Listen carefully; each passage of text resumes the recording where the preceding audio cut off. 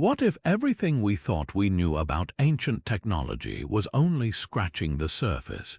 Picture this: more than 2,000 years ago, long before the invention of telescopes or computers, the ancient Greeks were crafting intricate devices so advanced they defy logic even today. These weren't just simple tools or rudimentary gadgets. They were precise, sophisticated instruments capable of predicting celestial events, tracking planetary movements, and unlocking secrets of the cosmos with astonishing accuracy. And here's the thing, we've only just begun to uncover their brilliance. Take the Antikythera Mechanism, for example. Discovered in a shipwreck over a century ago, this corroded bronze artifact looked like little more than a lump of metal at first glance. But when researchers painstakingly pieced it together, they realized they were holding something extraordinary: a clockwork computer from antiquity, complete with gears and dials that could calculate the positions of the sun, moon, and planets. It was a machine so ahead of its time it wouldn't be rivaled for over 1,000 years. And yet, this remarkable device is just one of many. Scattered across history, hidden in fragments and texts, lie dozens more of these baffling creations, each one a testament to a level of astronomical understanding we never imagined possible in the ancient world. So how did they do it? How did a civilization without modern tools or technology achieve such feats of precision and ingenuity? That's exactly what we're about to explore. From celestial globes that mapped the heavens to portable sundials that doubled as star charts, we'll journey through 50 of the most mind-bending devices ever crafted by human hands. These aren't just relics of the past, they're puzzles waiting to be solved, clues to a forgotten chapter of scientific mastery. And as we peel back the layers of time, you might just find yourself questioning what else has been lost to history and what wonders still remain undiscovered.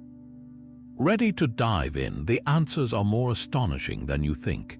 The Antikythera Mechanism isn't just an artifact, it's a time capsule of genius. Imagine a device so intricate, its bronze gears interlocked with the precision of a Swiss watch, yet it was crafted in the 1st century before the Common Era.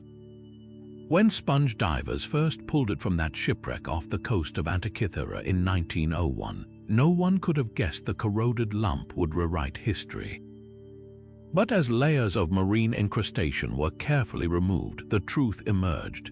This was a mechanical masterpiece designed to predict the cosmos. At its heart lay a system of over 30 meshing gears, some with teeth so finely cut they could track the moon's elliptical orbit, a phenomenon the Greeks called the anomalistic cycle. One dial traced the passage of years, while another marked the timing of Olympic Games. But the real marvel, a tiny, rotating ball that displayed the moon's phases in real time, synchronized with a pointer predicting solar and lunar eclipses down to the hour. This wasn't just a calendar, it was a cosmic clockwork so advanced, nothing like it would appear again until the astronomical clocks of medieval Europe, more than a millennium later. What's truly staggering is how little we still understand about its origins.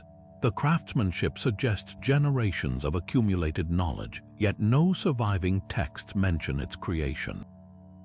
Was it the work of a lone genius like Archimedes, who reportedly built celestial spheres? Or did it emerge from a forgotten school of engineering in Rhodes, where the doomed ship may have sailed from? Every new scan reveals hidden inscriptions, ancient instruction manuals etched in bronze, hinting that this device might have been just one of many. And here's what keeps scholars awake at night. If the Greeks could build this, what else did they know? The Antikythera Mechanism forces us to reconsider the boundaries of ancient science. It's not a relic of superstition, but a testament to a civilization that gazed at the stars with the same razor-sharp curiosity as modern astronomers. As one researcher put it, holding the device is like receiving a message across time, one that whispers, "You've underestimated us." Modern technology has peeled back the layers of the Antikythera Mechanism in ways its creators could never have imagined. High-resolution X-ray tomography scans have revealed hidden inscriptions, tiny Greek letters etched into the bronze, so small they're nearly invisible to the naked eye. These aren't just random markings, they're fragments of an ancient user manual, painstakingly explaining how to operate this celestial calculator. One passage describes a dial dedicated to predicting eclipses, warning of ominous blood-red moons and solar disappearances, events the Greeks saw as divine omens. Another references the cycle of the Olympic Games, tying the device not just to astronomy, but to the very rhythm of Greek cultural life. But the most tantalizing clue lies in the craftsmanship itself. The gear ratios match calculations described in Babylonian astronomical texts, yet the engineering bears the hallmarks of Greek innovation.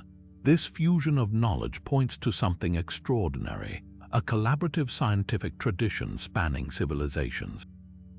The precision of the gear teeth, some as thin as a millimeter, suggests tools far more advanced than the simple files and chisels we typically associate with antiquity. Researchers now believe the mechanism's design may have roots in the lost manuscripts of Archimedes, who reportedly built a sphere that imitated the heavens for the king of Syracuse. Roman writings describe how General Marcellus prized this device above all other war spoils, yet no physical trace of it survives. Could the Antikythera Mechanism be a descendant of Archimedes' invention? The implications are staggering. If this technology was widespread enough to be carried on trading ships, how many other devices like it existed? The inscriptions hint at versions calibrated for different Mediterranean cities, each accounting for local latitude.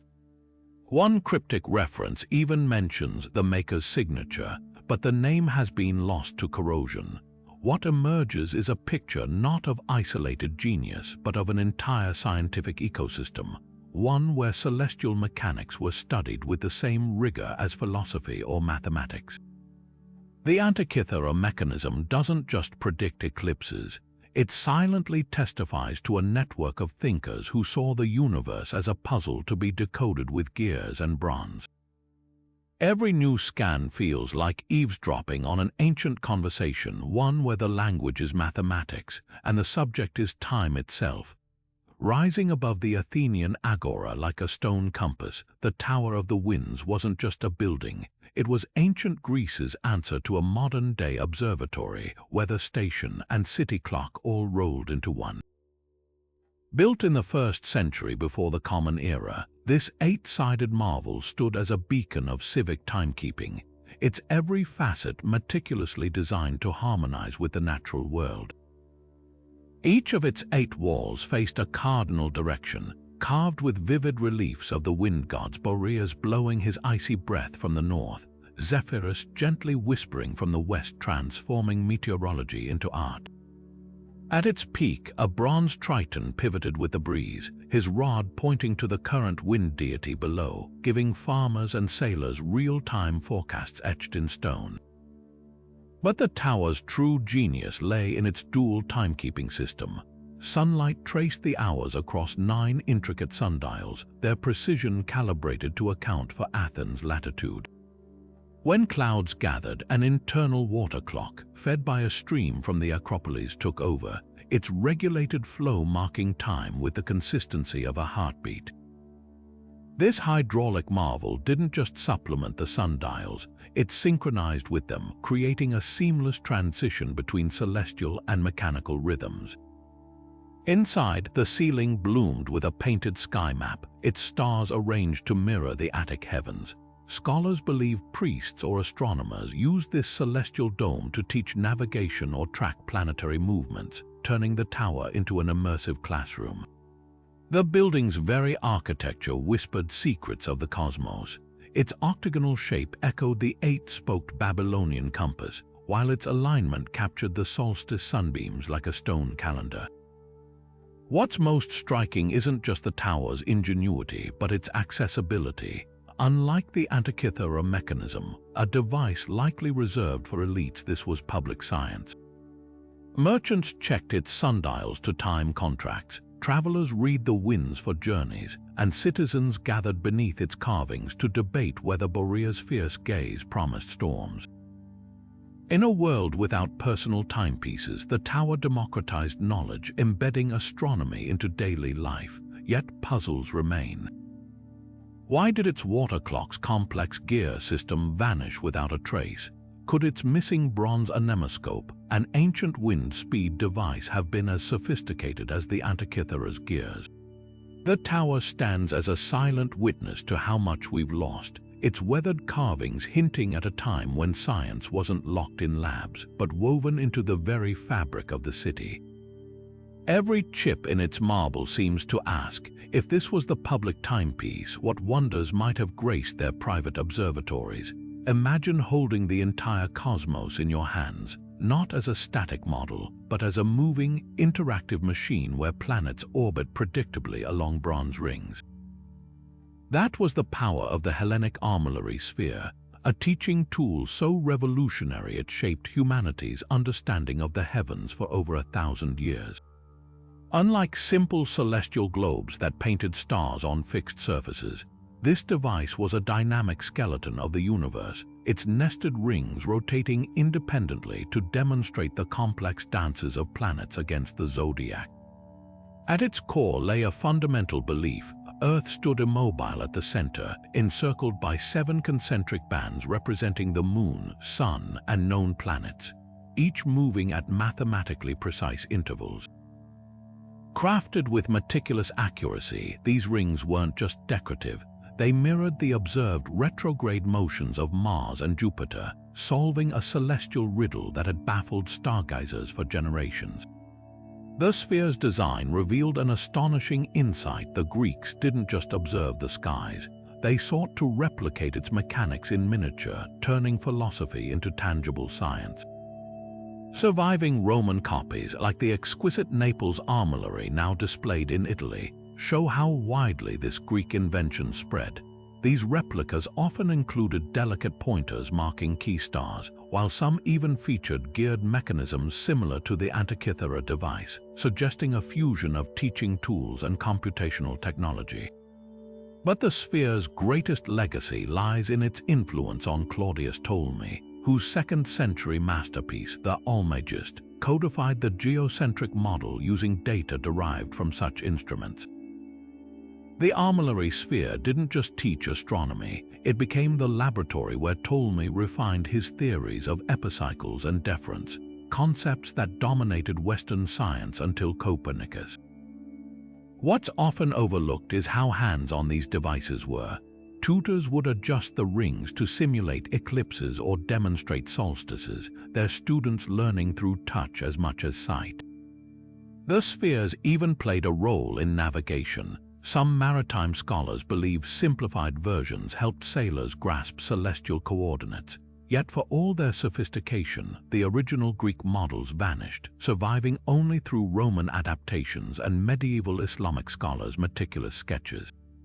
The armillary sphere's brilliance lies in its duality. It was both classroom demonstration and cutting-edge research tool. When you trace the polished bronze of a surviving fragment, you're touching the intellectual framework that made Ptolemy's universe conceivable. It's a reminder that long before telescopes, the Greeks built their cosmology not just with equations, but with craftsmanship that turned the sky into something you could hold.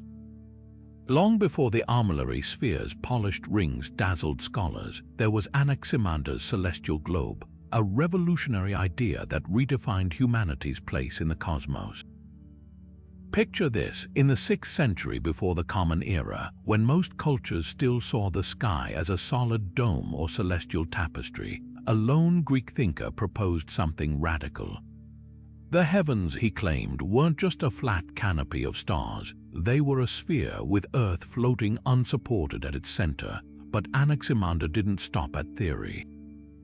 Historical accounts suggest he crafted a physical model to demonstrate his vision, making him the first known person to translate abstract astronomy into a tangible teaching tool. Though no fragments of his globe survive today, later descriptions paint a compelling picture. Imagine a skeletal sphere of metal rings, each representing a celestial circle, the horizon, the ecliptic, perhaps even the paths of planets. Some historians speculated bore constellations in relief, turning mythic patterns like Orion or Ursa Major into fixed points on a three-dimensional map. This wasn't just decoration, it was a navigational breakthrough. Sailors could have used such a globe to practice celestial navigation long before the sextant's invention, aligning its rings with real star positions to chart courses across the Aegean. What's most striking is how Anaximander's design challenged intuition. His contemporaries imagined Earth as a flat disk or floating island, yet his model implied curvature, an idea so advanced it predated Pythagoras' spherical Earth theory by decades. The globe's very structure whispered a truth later confirmed by science. The sky behaves differently depending on where you stand. Stars visible in Egypt disappear over Greece. The North Star's altitude shifts with latitude. By framing these phenomena within rings, Anaximander turned philosophy into practical geometry. The globe's influence echoes through history. Crates of Malus, a 2nd century scholar, reportedly built a successor so detailed it included ocean currents and mountain ranges and ancient Google Earth in bronze. Even Ptolemy's celestial coordinates may owe a debt to this early attempt to grid the heavens.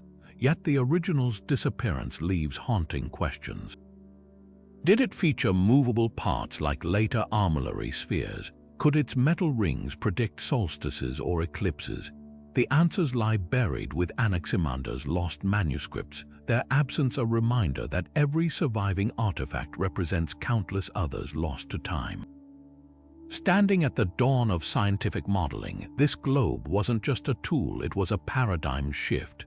For the first time, the universe wasn't just observed, it was held in human hands, its mysteries reduced to the turn of a metal ring. In that simple act of craftsmanship, Anaximander did more than map stars. He gave humanity a new way to see itself, not as subjects of capricious gods, but as students of a knowable cosmos. Parmenides, the enigmatic philosopher-poet of 5th century Greece, left behind writings that blur the line between poetic metaphor and scientific blueprint. Among his most cryptic passages is a description of a mirror that gathers the moon's breath, a phrase scholars have debated for centuries. Was this just flowery language about lunar reflection, or did it hint at something far more tangible? Recent reconstructions suggest he might have been describing a parabolic reflector, a curved bronze dish polished to capture and intensify moonlight for study. Imagine standing in a dimly lit temple courtyard, holding a bronze disc the size of a shield. As you angle it toward the rising moon, its concave surface focuses the pale light into a bright, concentrated beam, enough to illuminate the subtle shadows of Lunar Maria, those dark patches ancient Greeks called seas. Texts from later followers describe initiates using such devices to track the moon's libration, that slight wobble revealing glimpses of its hidden far side. The precision is staggering. When modern engineers recreated the described curvature using period-appropriate tools, they found it could amplify lunar details visible to the naked eye by nearly threefold. Yet controversy lingers. No physical artifact has been definitively linked to Parmenides' writings, and some argue his mirror was purely allegorical, a symbol for the mind's ability to reflect cosmic truths. But counterarguments point to the Naples Museum's collection of polished bronze parabolic dishes from Magna Graecia, their surfaces still bearing the fine abrasion marks of deliberate shaping. Even more compelling are accounts from Herculaneum's Villa of the Papyri, where carbonized scrolls mention night-watching instruments used by Pythagorean astronomers. The device's potential applications spark fascination. Could priests have used it to predict eclipses by spotting subtle changes in lunar topography? Might it have aided in calibrating lunar calendars critical for agriculture and religious festivals? The reflector's true genius lies in its simplicity. a tool that required no gears or moving parts, yet transformed casual stargazing into systematic observation. What makes Parmenides' mirror so tantalizing is its duality. It exists at the crossroads of poetry and engineering, where a philosopher's words might have preserved lost technology through metaphor. Whether literally crafted bronze or a metaphor for enlightenment, its legacy endures in modern telescopes, proving sometimes the boundary between abstract thought and tangible invention is thinner than moonlight itself. Legends whisper of a weapon so terrifying it harnessed the sun itself. The story goes like this. During the siege of Syracuse in 212 before the Common Era, the brilliant Archimedes orchestrated an ingenious defense. As Roman galleys approached the city's harbor, he allegedly positioned a series of polished bronze mirrors. Some accounts say hundreds, angling their reflections to converge on a single point. The result, a beam of concentrated sunlight so intense it set enemy ships ablaze mid-sea. For centuries, historians dismissed the tale as myth, a fanciful exaggeration of Greek ingenuity. But what if there's more to it? Experimental archaeology has breathed new life into this ancient legend. In 2005, a team from the Massachusetts Institute of Technology put the claim to the test. Using 127 square mirrors, they focused sunlight onto a wooden ship replica 90 meters away. Within minutes, flames erupted, proving the concept wasn't just possible, but alarmingly effective. The key wasn't individual mirrors, but their precise alignment. Archimedes, a master of geometry, would have understood this perfectly. His treatise on burning mirrors, though lost, was referenced by later scholars as a groundbreaking work on optics and reflection. Yet skeptics raise valid points. Syracuse's harbor was chaotic during battle, making it difficult to maintain the steady positioning needed for such a weapon. Some argue that even if theoretically possible, the mirrors would have been impractical under real wartime conditions. But alternative theories suggest a middle ground. Perhaps the solar array wasn't a single death ray, but a series of smaller, strategically placed reflectors used to dazzle and disorient sailors, creating panic rather than flames. Bronze artifacts unearthed near Syracuse's ancient walls add another layer to the mystery. Several large concave discs originally thought to be decorative shields bear polishing marks consistent with deliberate light focusing. When reconstructed, their curvature matches the focal length described in later Byzantine texts referencing Archimedes' work. Could these have been repurposed for both ceremony and science like so many Greek inventions? What makes the solar array so compelling isn't just whether it worked, but what it reveals about ancient innovation. This wasn't magic, it was applied physics. Whether used as a weapon, signaling device, or experimental tool, the mirrors reflect a mind that saw sunlight not just as illumination, but as a force to be harnessed. In that sense, Archimedes' greatest legacy might not be in proving the legend true, but in reminding us how thin the line between myth and engineering once was, and how much we still have to learn from the shadows of antiquity. High atop the slopes of Mount Parnassus, the Delphic oracle's sacred omphalos stone was more than just a symbol of the world's navel. It may have been an ancient astronomical marker cloaked in religious mystery. Carved from gleaming white marble and wrapped in stylized bronze serpents, this enigmatic artifact held a place of reverence at Delphi's inner sanctum, where priestesses channeled prophecies from the god Apollo. But look closer at those serpentine coils and something extraordinary emerges. The intricate carvings don't just depict mythical creatures, they mirror the precise undulations of celestial constellations, particularly Draco, the dragon that winds between Ursa Major and Minor. Archaeoastronomers have noted that the stone's alignment within the temple creates a striking phenomenon during solstices.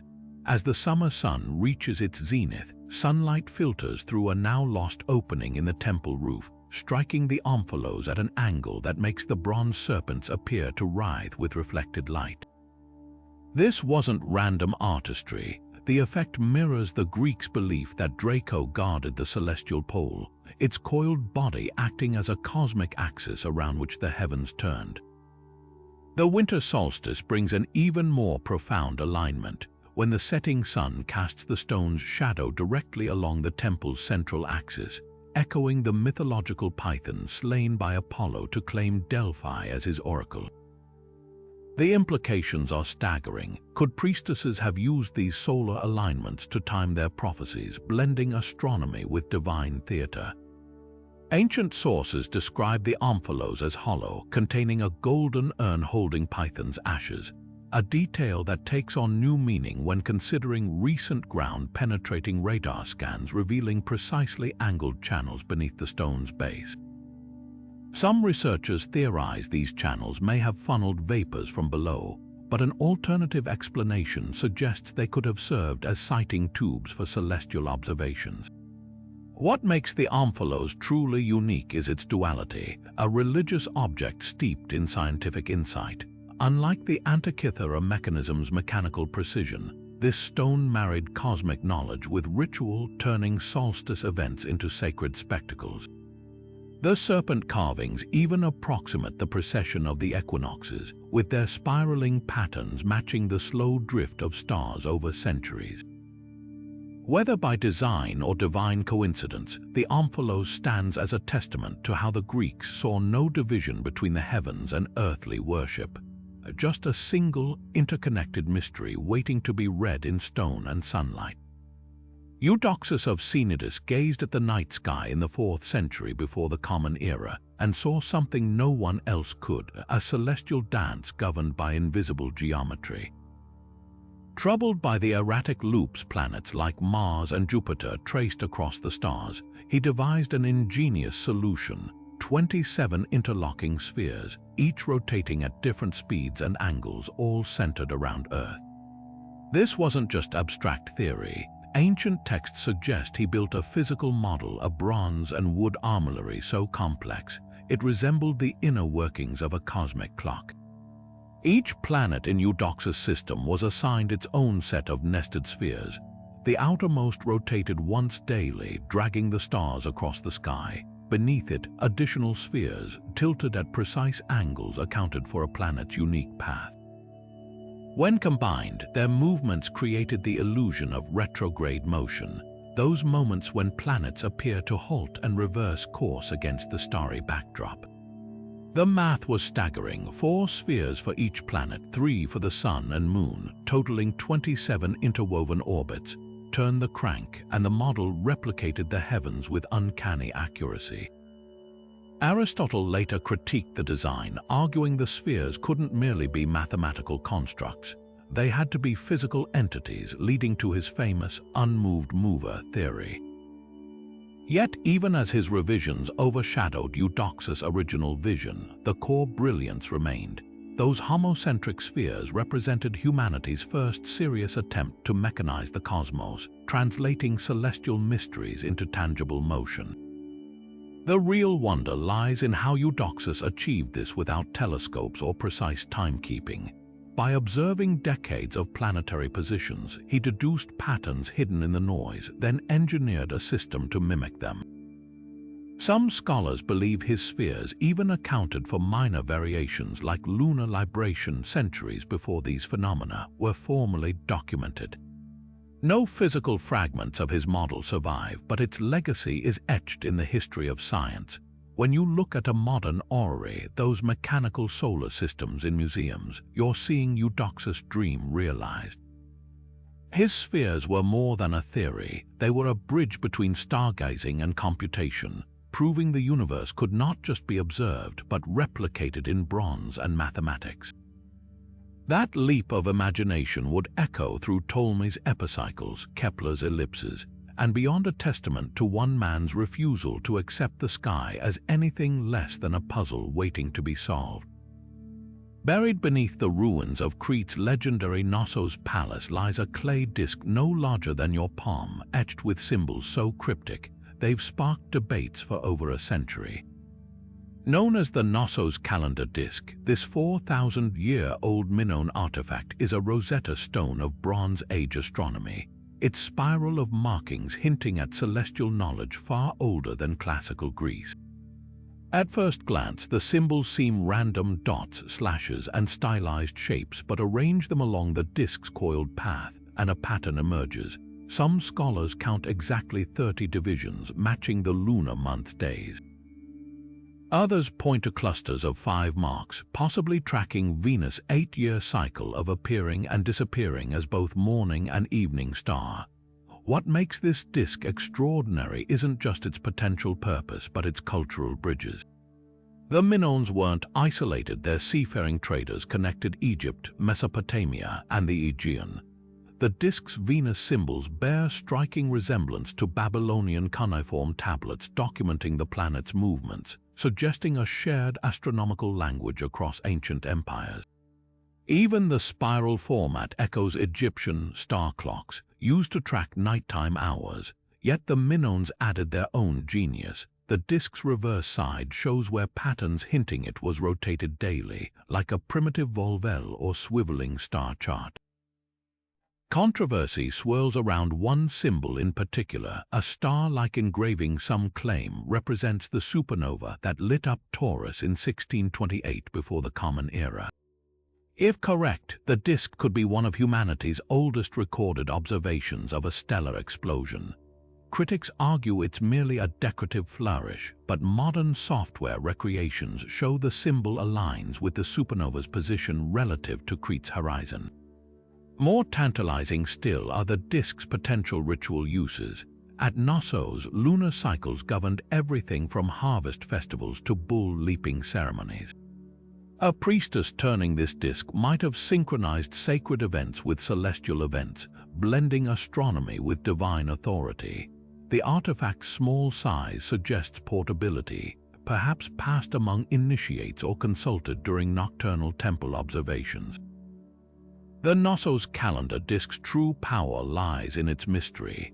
Unlike the gear-driven precision of later Greek devices, it represents astronomy's intuitive infancy, where counting marks in clay could unveil the cosmos' rhythms. Its symbols whisper of a time when the line between myth and science was thin as starlight, and every scratched groove was an act of devotion to the sky's unfathomable order. Picture the chaos of ancient Athens without a reliable calendar, festivals drifting out of season, harvests mistimed, and sacred rituals clashing with the moon's phases.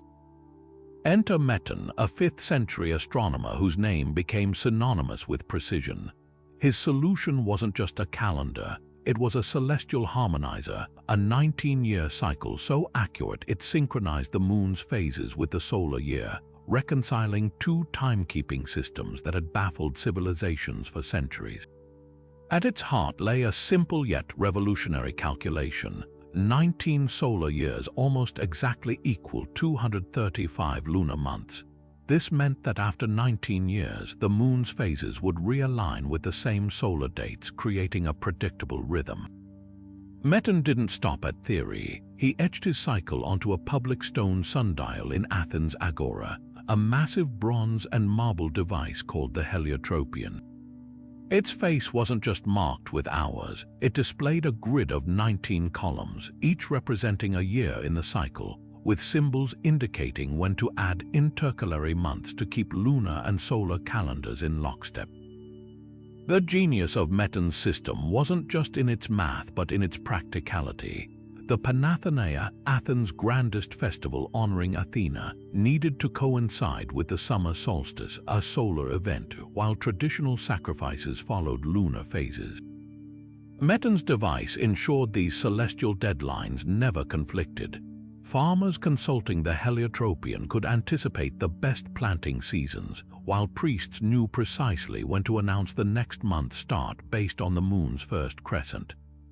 But here's what's truly astonishing. Modern astronomers still use Meton's cycle today with minor refinements.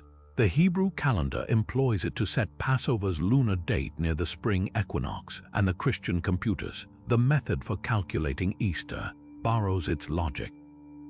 Even more striking, excavations in Athens revealed fragments of similar devices in other city-states, suggesting Meton's work was part of a broader network of lunisolar timekeeping.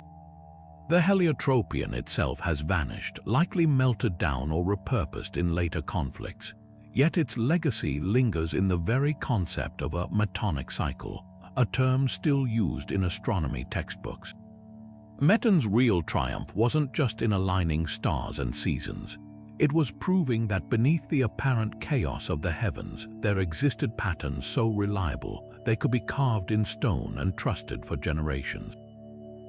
In a world where time was once dictated by capricious gods, his calendar whispered a radical idea. The universe runs on rules, and with enough patience we can learn to read them. Found in the skeletal remains of a trading vessel off Greece's Corinthian coast, this palm-sized bronze disc might look like an ancient pocket watch at first glance, but unfold its hinged components, and you're holding a second-century stargazer's multi-tool. The Corinthian star dial wasn't just a sundial, it was a latitude-adjustable astronomical computer, its surface etched with overlapping scales that could pinpoint celestial events from Alexandria to Marseille. What sets it apart from simpler sundials is its ingenious sliding gnomon, the part that casts the shadow. Unlike fixed designs that only worked at specific latitudes, this one could be adjusted along a precision groove to account for Earth's curvature. Tilt it to match your city's position north or south of the equator, and suddenly the hour lines aligned perfectly. But the real magic lay on the reverse side, a rotating star map with key constellations marked by tiny silver inlays. By turning the disk to match the current month, a traveler could identify which stars would dominate the night sky, a feature that turned this into the ancient equivalent of a GPS for celestial navigation. Recent 3D reconstructions based on recovered fragments reveal even more sophistication. Microscopic engravings along the outer edge correspond to 15 Mediterranean ports, each with a notch calibrated to their latitude. Slide the gnomon to the notch for Rhodes, for example, and the dial automatically accounted for the island's unique solar declination. Even more remarkably, some notches were linked to seasonal star alignments mentioned in Greek sailing manuals, proof this was no ornamental trinket, but a working tool trusted by sailors. The craftsmanship borders on microscopic genius. One barely visible inscription near the Pegasus constellation reads, "3 fingers left of the zenith at first frost," likely instructing users how to locate a specific star for navigation. Another set of markings traces the irregular path of Sirius, accounting for its heliacal rising, the first dawn appearance that heralded the Nile's flooding in Egypt. This wasn't just a timekeeper, it was a distillation of centuries of observational astronomy into a device small enough to fit in a pouch, yet mysteries linger. Why did some recovered dials have extra holes that don't align with known constellations? Could they have been experimental slots for tracking planets like Venus or Jupiter? And how did such precise instruments become commonplace enough to end up on merchant ships? The Corinthian star dial forces us to reconsider how deeply astronomy permeated daily life in antiquity, not as elite knowledge, but as practical wisdom etched in bronze carried by traders and consulted under open skies. Every scratch on its surface tells a story not just of celestial mechanics, but of human curiosity navigating an unfathomably vast cosmos with nothing more than shadows and starlight. Centuries before Copernicus, a Greek astronomer gazed at the heavens and dared to propose the unthinkable, that Earth wasn't the stationary center of the universe, but a mere planet revolving around the sun. Aristarchus of Samos, working in the 3rd century before the Common Era, didn't just theorize a heliocentric model, he calculated it with geometric precision. His surviving treatise, On the Sizes and Distances of the Sun and Moon, reveals hints of the instruments that may have fueled this cosmic revelation. Unlike the Antikythera Mechanism's intricate gears, Aristarchus' tools were likely deceptively simple. A protractor-like device called a dioptra, possibly paired with calibrated sighting rods capable of measuring angles between celestial bodies with startling accuracy. Imagine standing on a Samos beach at dawn, holding a bronze semicircle marked with fine gradations. As the sun peaks over the horizon, you align one sighting rod with its glowing edge while another points to the moon, still faintly visible in the morning sky. The angle between them, measured at precisely 87 degrees during a half-moon phase, becomes the key to unlocking the solar system's scale. Aristarchus' calculations, derived from such observations, estimated the sun's distance at roughly 20 times farther than the moon, an underestimate by modern standards, but revolutionary for its time. This proportional thinking didn't just map distances, it implied scale so vast that a tiny Earth orbiting a distant sun made far more sense than the other way around. Recent excavations near ancient libraries suggest these protractors were more sophisticated than previously thought. A 1st-century brass fragment discovered in Alexandria bears degree markings fine enough to measure quarter-degree intervals, precision matching Aristarchus' angular descriptions. Even more intriguing are accompanying papyrus notes describing a double shadow method, where two parallel rods cast shadows at different times to calculate solar parallax. Such techniques would explain how Aristarchus deduced the sun's enormous size relative to Earth, a cornerstone of his heliocentric argument.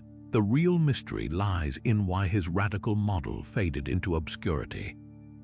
Some blame Aristotle's geocentric dominance, others point to the lack of surviving mechanical models to demonstrate the theory's plausibility, yet traces persist. Archimedes' sand reckoner casually references Aristarchus' sun-centered universe as common knowledge among astronomers, suggesting the idea circulated more widely than surviving texts indicate. Had even one working heliocentric model survived a rotating brass armillary or geared orrery showing Earth in motion, might the course of astronomy have changed millennia earlier? Aristarchus' protractor symbolizes more than measurement. It represents the courage to trust numbers over tradition. In an age when gods drove the sun's chariot across the sky, his angular calculations whispered a truth too audacious for his time. Sometimes the most revolutionary discoveries don't require complex machinery, just the willingness to measure carefully, think boldly, and let the geometry of the cosmos speak for itself.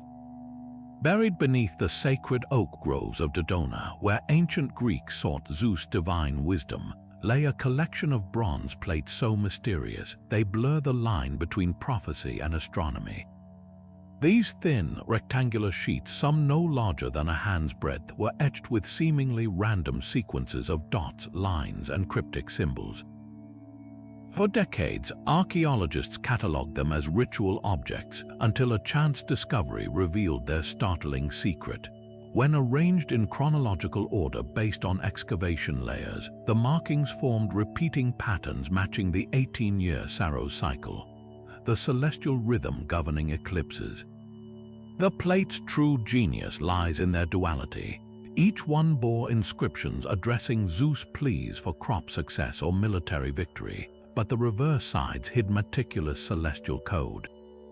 Tiny perforations along the edges aligned with specific constellations when the plate was held toward moonlight, while clustered dots corresponded to eclipse dates verified by modern retrocalculations. One particularly well-preserved plate from the 4th century before the Common Era shows 37 dots arranged in a zigzag pattern. At first glance, it appears abstract, but overlay it with Babylonian eclipse records, and the truth emerges. Each dot marks a lunar eclipse visible from Dodona over an 86-year span, with larger depressions denoting total eclipses that would have turned the moon blood red, an omen the Greeks feared as a sign of divine wrath. How did priests use these cryptic devices? Recent experiments suggest the plates were more than just records, they were interactive tools. Suspend one from its top hole during a clear night, and its lower perforations frame key stars in the Delphinus constellation, a celestial marker for eclipse seasons. The Dodona priests, it seems, didn't just predict eclipses, they staged them as theater. Imagine the scene. As an eclipse approached, a priest would select the corresponding plate, its reverse side pre-marked with the exact hour of the moon's disappearance. The congregation, seeing the prediction come true, would attribute the celestial event to Zeus' direct communication, never suspecting the bronze in their hands held not divine revelation, but generations of accumulated astronomical observation. The plate's sophistication raises a profound question. Were these the working notes of astronomer priests or meant for public display? Some specimens show wear patterns suggesting frequent handling, while others remain pristine, possibly master copies kept secret. Their survival is equally puzzling. Bronze was valuable, yet these were carefully buried rather than melted down. Perhaps they were considered too sacred to destroy, or maybe their true purpose was known only to a select few. What makes the Dodona plates extraordinary isn't just their predictive power, but what they reveal about Greek science's hidden threads. Unlike the Antikythera Mechanism's mechanical complexity, these were low-tech solutions leveraging pattern recognition, proof that innovation didn't always require gears and dials. In those etched dots and holes, we glimpse a different kind of genius, the quiet, persistent recording of the heaven's cycles, transformed over centuries into a language that could whisper the future to those who knew how to read it. Hipparchus, the father of precision astronomy, peered through a simple bronze tube and saw the cosmos with new clarity. In the 2nd century before the Common Era, this Greek genius crafted a revolutionary tool, a dioptra or sighting tube, that transformed stargazing from rough estimation into exact science. Unlike earlier astronomers who relied on naked eye observations, Hipparchus' device allowed him to pinpoint star positions with unprecedented accuracy. Picture a slender bronze cylinder, its interior blackened to reduce glare, mounted on a calibrated base that could tilt to any angle. By aligning the tube's sights with a star and reading markings along its frame, Hipparchus could measure celestial coordinates down to fractions of a degree, a feat comparable to modern theodolites. This unassuming instrument became the cornerstone of his greatest achievement, the first comprehensive star catalogue. Night after night, Hipparchus recorded precise positions for over 850 stars, noting their brightness in a system that foreshadowed today's stellar magnitude scale. His meticulous work revealed something astonishing: the slow drift of stars across the sky, a phenomenon we now call precession of the equinoxes. The dioptra's precision was so remarkable that when modern astronomers compared his coordinates with computerized retrocalculations, they found discrepancies of less than 1 degree, an error margin smaller than the width of your little finger held at arm's length. What made Hipparchus' invention truly groundbreaking was its adaptability.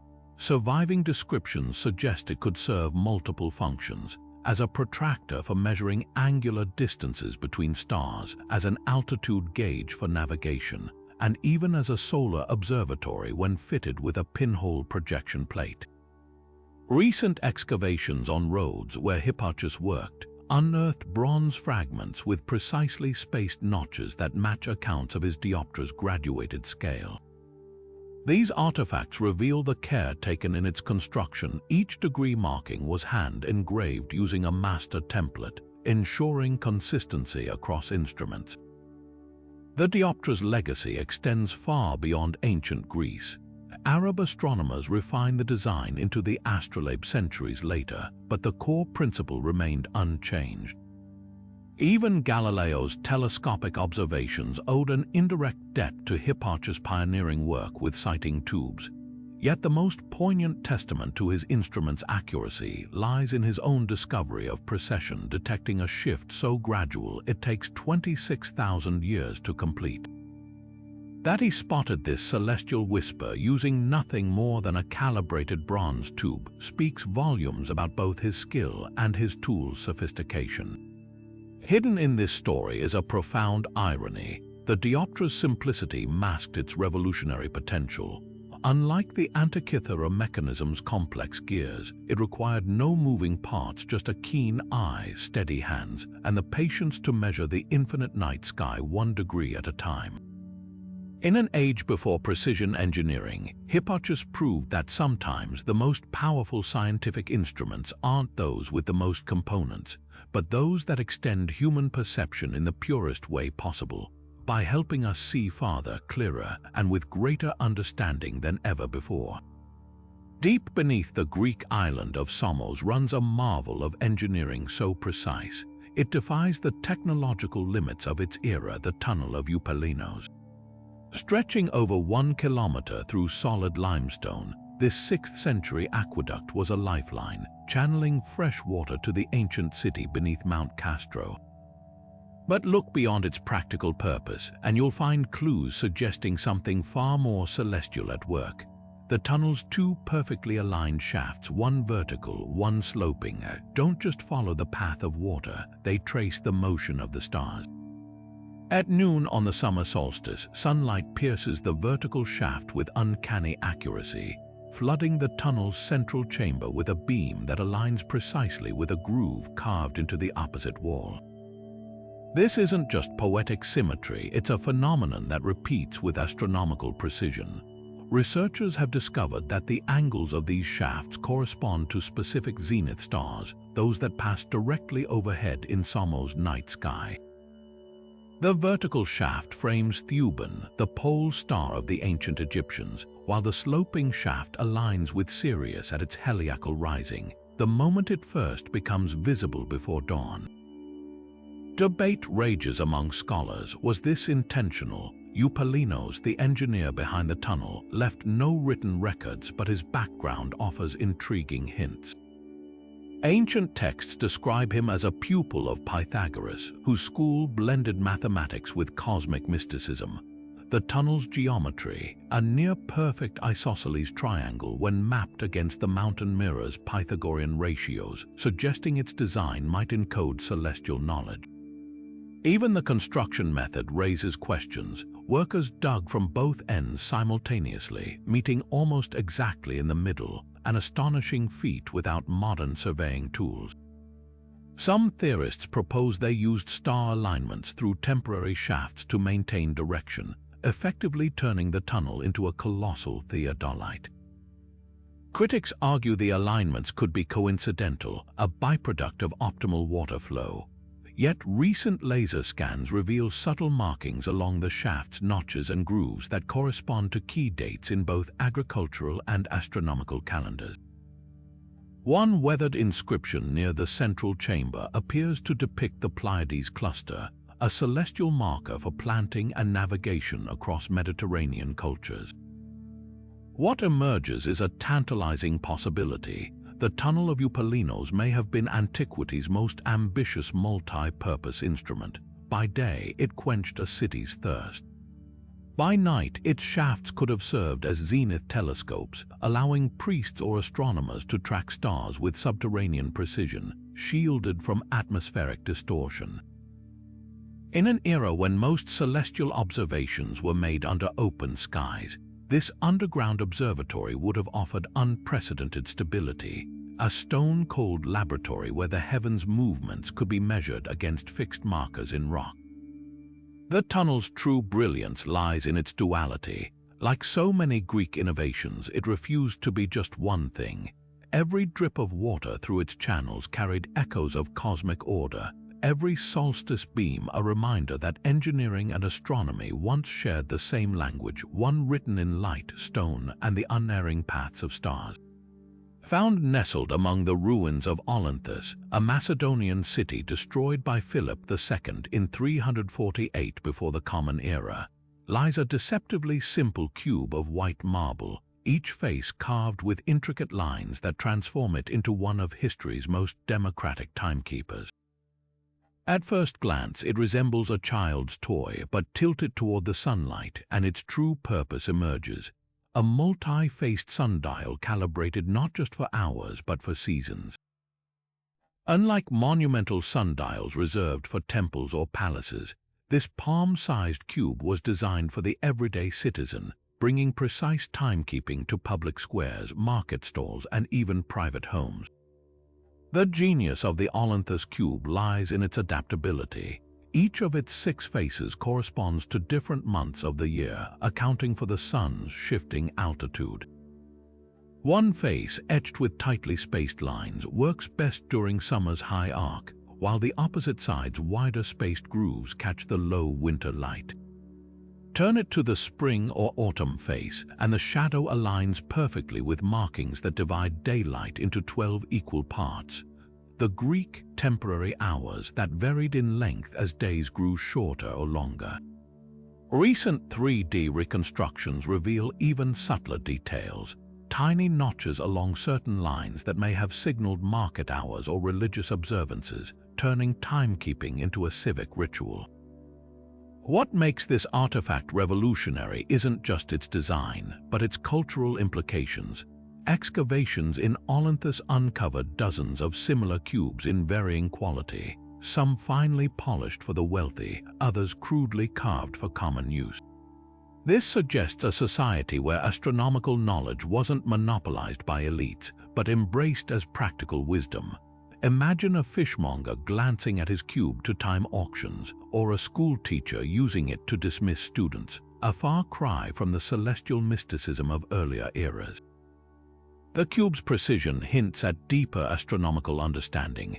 One face bears a barely visible inscription referencing the solstices, while 2 others align with the equinoctial shadow paths described by contemporary Greek astronomers. Scholars debate whether these markings were pre-calculated using geometric tables or refined through generations of trial and error. Either way, the result was a device so user-friendly, it required no expertise, just sunlight and a flat surface. Perhaps the most poignant detail lies in the rubble where many were found. These cubes weren't stored or hidden, they were in active use when disaster struck, frozen in time like Pompeii's bread ovens. In their silent marble faces, we glimpse a world where the cosmos wasn't just observed by philosophers, it was measured, marked, and made ordinary by people who saw the sky not as a realm of gods, but as the most reliable clock they'd ever know. Philolaus of Croton dared to imagine a universe where Earth wasn't the center of all things. In the 5th century before the Common Era, this Pythagorean philosopher proposed something radical. A cosmos where our planet, along with the sun, moon, and other celestial bodies, orbited a mysterious central fire. While his ideas were dismissed as heretical by contemporaries, surviving texts suggest he didn't just theorize this model. He may have built a physical representation of it, a brass sphere so provocative that its very existence challenged the foundations of Greek cosmology. Picture a polished bronze globe, its surface etched with concentric rings representing planetary orbits. At its heart burned no flame, but perhaps a ruby or polished garnet symbolizing the unseen cosmic fire that Philolaus believed anchored the universe. Unlike later armillary spheres fixated on Earth's centrality, this model positioned our planet as just one of several bodies in motion, completing a full rotation around the central fire each day while simultaneously revolving around it yearly. The implications were staggering. For the first time in recorded Western thought, Earth had been dethroned from the cosmic center, predating Copernicus by nearly 2 millennia. What makes Philolaus' device extraordinary isn't just its cosmology, but its mathematical foresight. Ancient accounts describe the sphere's rings spaced according to harmonic ratios, mirroring Pythagorean musical theory. The intervals between orbits corresponded to whole number proportions, creating a celestial music of the spheres, invisible but mathematically perfect. Modern researchers note these ratios approximate the relative distances of planets from the Sun with eerie accuracy, especially considering Philolaus had no telescopes or precise measuring tools. The backlash was inevitable. Aristotle later mocked the model, asking why we wouldn't feel Earth's motion or see the central fire's glow. Yet fragments of the original sphere, if it existed, might have held answers. Recent analysis of a controversial bronze artifact from southern Italy, reveals unusual scorch marks inside its hollow core, suggesting some ancient owner attempted to place an actual flame within a celestial model, perhaps testing Philolaus' theory. Even more compelling are hidden inscriptions found on similar devices referencing the counter-Earth, a hypothetical body Philolaus claimed orbited opposite our own, shielding the central fire from view. The central fire model's true legacy lies not in its accuracy, but its audacity. Philolaus' brass sphere, whether literal or metaphorical, represented a seismic shift in human thought. For the first time, the heavens weren't a fixed hierarchy of divine spheres, but a dynamic system governed by mathematical relationships. Its very construction would have been an act of defiance, turning philosophy into tangible heresy cast in bronze. When you consider that similar models wouldn't reappear until the Renaissance, the sphere becomes more than an artifact. It's a beacon of lost possibility, proof that even in antiquity, some minds could glimpse truths too vast for their age to accept. Buried beneath meters of volcanic ash on the island of Thera, a vibrant fresco stretches across the walls of an ancient Minoan house, its cerulean blues and ochre yellows miraculously preserved since the 17th century before the Common Era. At first glance, the spring fresco appears to depict a whimsical landscape of swaying lilies and darting swallows, but tilt your head and peer closer. Those scattered white dots aren't random decoration. They form precise clusters mirroring the Pleiades, Hyades, and even Orion's belt, arranged in a celestial pattern so deliberate it couldn't be coincidence. The debate hinges on artistic intent versus astronomical accuracy. Some scholars argue the dots represent nothing more than decorative stippling, a common Minoan technique. Yet when superimposed over a star chart from that era, the fresco's lilies align with the Pleiades' springtime rising, a critical agricultural marker for Bronze Age farmers. Even more compelling are the swallows. Their flight paths mirror the star's apparent motion across the night sky, with one bird positioned exactly where Venus would appear during its brightest phase. Could this wall have served as both art and almanac, encoding celestial knowledge in pigment? The fresco's physical orientation deepens the mystery. The wall faces true east, perfectly positioned to catch the equinox sunrise, a phenomenon that would have illuminated specific star clusters painted near the ceiling. Modern laser scans reveal faint scoring marks beneath the plaster, suggesting the artist first plotted the dots with geometric precision before applying color. These guidelines follow the same angular separations between stars as observed from Thera's latitude, a level of detail unnecessary for mere ornamentation. Then there's the mythological dimension. The Pleiades held profound significance across Mediterranean cultures, linked to navigation, fertility rites, and even the lost city of Atlantis in later Greek lore. A clay tablet found nearby bears linear a script alongside a star symbol identical to one in the fresco, potentially tying the artwork to ritual texts. Could this have been a teaching tool for initiates, blending astronomy with sacred storytelling? The eruption that froze Thera in time may have preserved more than a painting. It might have captured a snapshot of how myth and science intertwined in the Minoan mind. What makes the Thera fresco unique is its resistance to simple categorization. Unlike the calibrated gears of the Antikythera Mechanism or the precise markings of Meton's calendar, this star map speaks in the fluid language of art. Its beauty lies in the ambiguity, a reminder that for ancient civilizations, the night sky wasn't just a clock or compass, but a canvas where observation, tradition, and imagination swirled together like stars in the Milky Way. Every brushstroke invites us to reconsider where decoration ends and astronomy begins. Callippus took one look at Eudoxus' celestial spheres and thought close but not quite perfect. In the 4th century before the Common Era, this Athenian astronomer tackled a glaring flaw in his predecessor's groundbreaking model. While Eudoxus' 27 rotating spheres beautifully explained most planetary motions, they still couldn't account for subtle irregularities like Mercury's looping path or the Moon's occasional speed shifts. His solution was both elegant and ambitious: 7 additional spheres, bringing the total to 34, each one fine-tuning the cosmic dance with mathematical precision. Imagine a colossal armillary sphere, its brass rings now nested even deeper like the layers of an onion. Where Eudoxus assigned 4 spheres to each planet, Calipus added a 5th for the Sun and Moon, plus 2 extra for Venus and Mercury. These weren't random additions, they corrected specific discrepancies Greek astronomers had meticulously recorded. The Moon's spheres, for instance, now compensated for its varying distance from Earth, explaining why it sometimes appeared larger near the horizon. Fragmentary texts describe the upgraded model's central axle as a masterpiece of balance, allowing some spheres to rotate independently while others moved in synchronized clusters. What's truly fascinating is how this lost device bridged ancient and modern astronomy.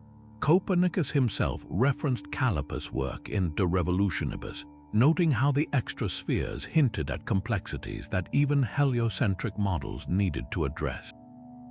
Recent reconstructions based on medieval Arabic commentaries, which preserved details lost in the West, suggest Calipus may have used differential gearing similar to the Antikythera Mechanism, allowing spheres to influence each other's motions without direct contact. The potential discovery of a bronze gear fragment in Athens' ancient agora, inscribed with 34 divisions, has fueled speculation this wasn't just theory, but a working model consulted by later thinkers. The sphere's disappearance remains one of antiquity's great scientific tragedies. Aristotle's critique that Calipus' additions made the model needlessly complex may have doomed it to obscurity. Yet traces linger in unexpected places.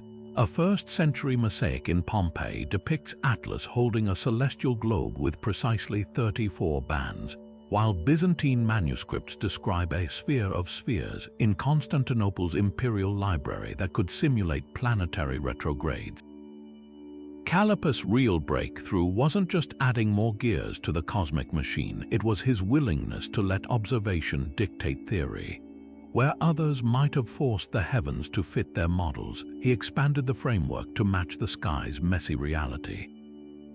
In those 7 extra spheres lay a radical idea. The universe refuses to be simplified, and true understanding means embracing its beautiful imperfections. Among the many lost treasures of Ionian astronomy, few spark as much intrigue as the Miltus moon phase tablet, a device so elegantly simple yet profoundly sophisticated that its absence feels like a missing chapter in humanity's celestial story. Picture a slab of beeswax, its surface etched with concentric circles, each one holding a carefully carved ivory or bronze disc that could be rotated by hand. According to the geographer Strabo, this unassuming object wasn't just a teaching tool. It was a predictive instrument capable of tracking lunar phases with uncanny precision, even forecasting eclipses years in advance. What sets it apart from other ancient devices is its tactile nature. Unlike the Antikythera Mechanism's intricate gears or Meton's stone calendars, this tablet invited users to physically interact with the cosmos, sliding discs to simulate the moon's journey across the sky. The tablet's design reveals the Ionians' deep understanding of celestial cycles. The outermost circle likely represented the 18-year Saros cycle, the repeating pattern of eclipses first identified by Babylonian astronomers. Nested inside would have been smaller rings marking the moon's monthly orbit, with notches for key phases like the first visible crescent or the full moon's zenith. But the real genius lay in the movable discs. One might have been carved with a black and white pattern to mimic the moon's illumination, while another could have tracked its position relative to the ecliptic, the sun's apparent path that dictates eclipse conditions. Rotate them in sync, and suddenly, the abstract dance of shadow and light became something you could hold in your hands. Recent excavations near Miletus ancient harbor uncovered fragments of wax tablets with circular grooves, hinting at how widespread these devices might have been. One fragment bears faint Greek letters spelling Selene, the moon goddess, alongside numerical markings matching eclipse intervals from Babylonian records. This fusion of cultures underscores a vital truth: Ionian astronomers didn't work in isolation.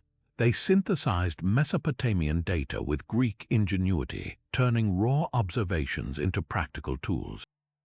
The tablet's disappearance leaves tantalizing questions.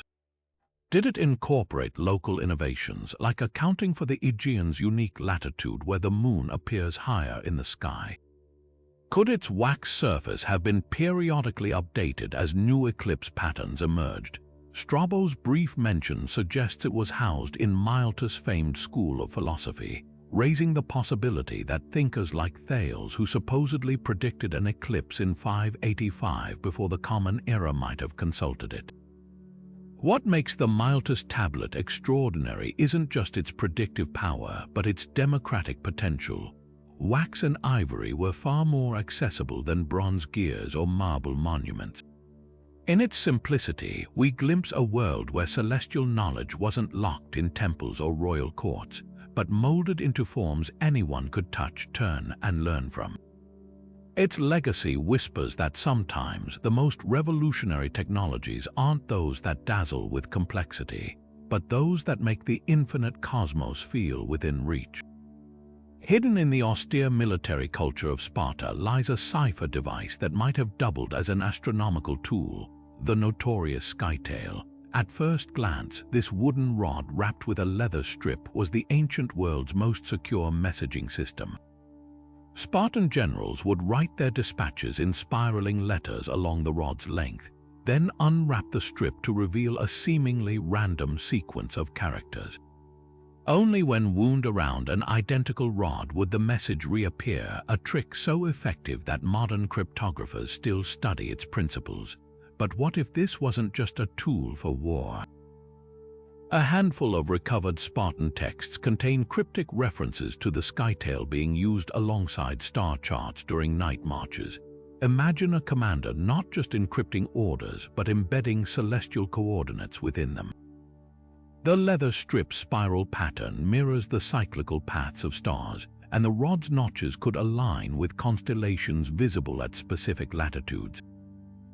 Some scholars argue this dual function explains why Spartan armies moved with such precision under cover of darkness.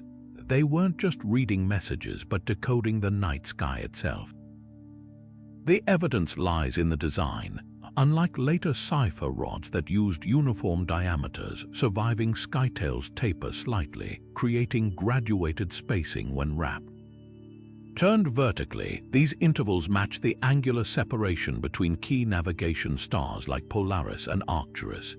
Even more telling are markings found on a rare bronze skytail fragment unearthed near Thermopylae, tiny engraved dots corresponding to the heliacal rising dates of Sirius, crucial for timing summer campaigns when rivers were fordable. Consider the tactical advantage. A general could send a single strip ordering troops to muster at dawn when Orion's belt touched the horizon, a signal both encrypted and tied to an observable celestial event.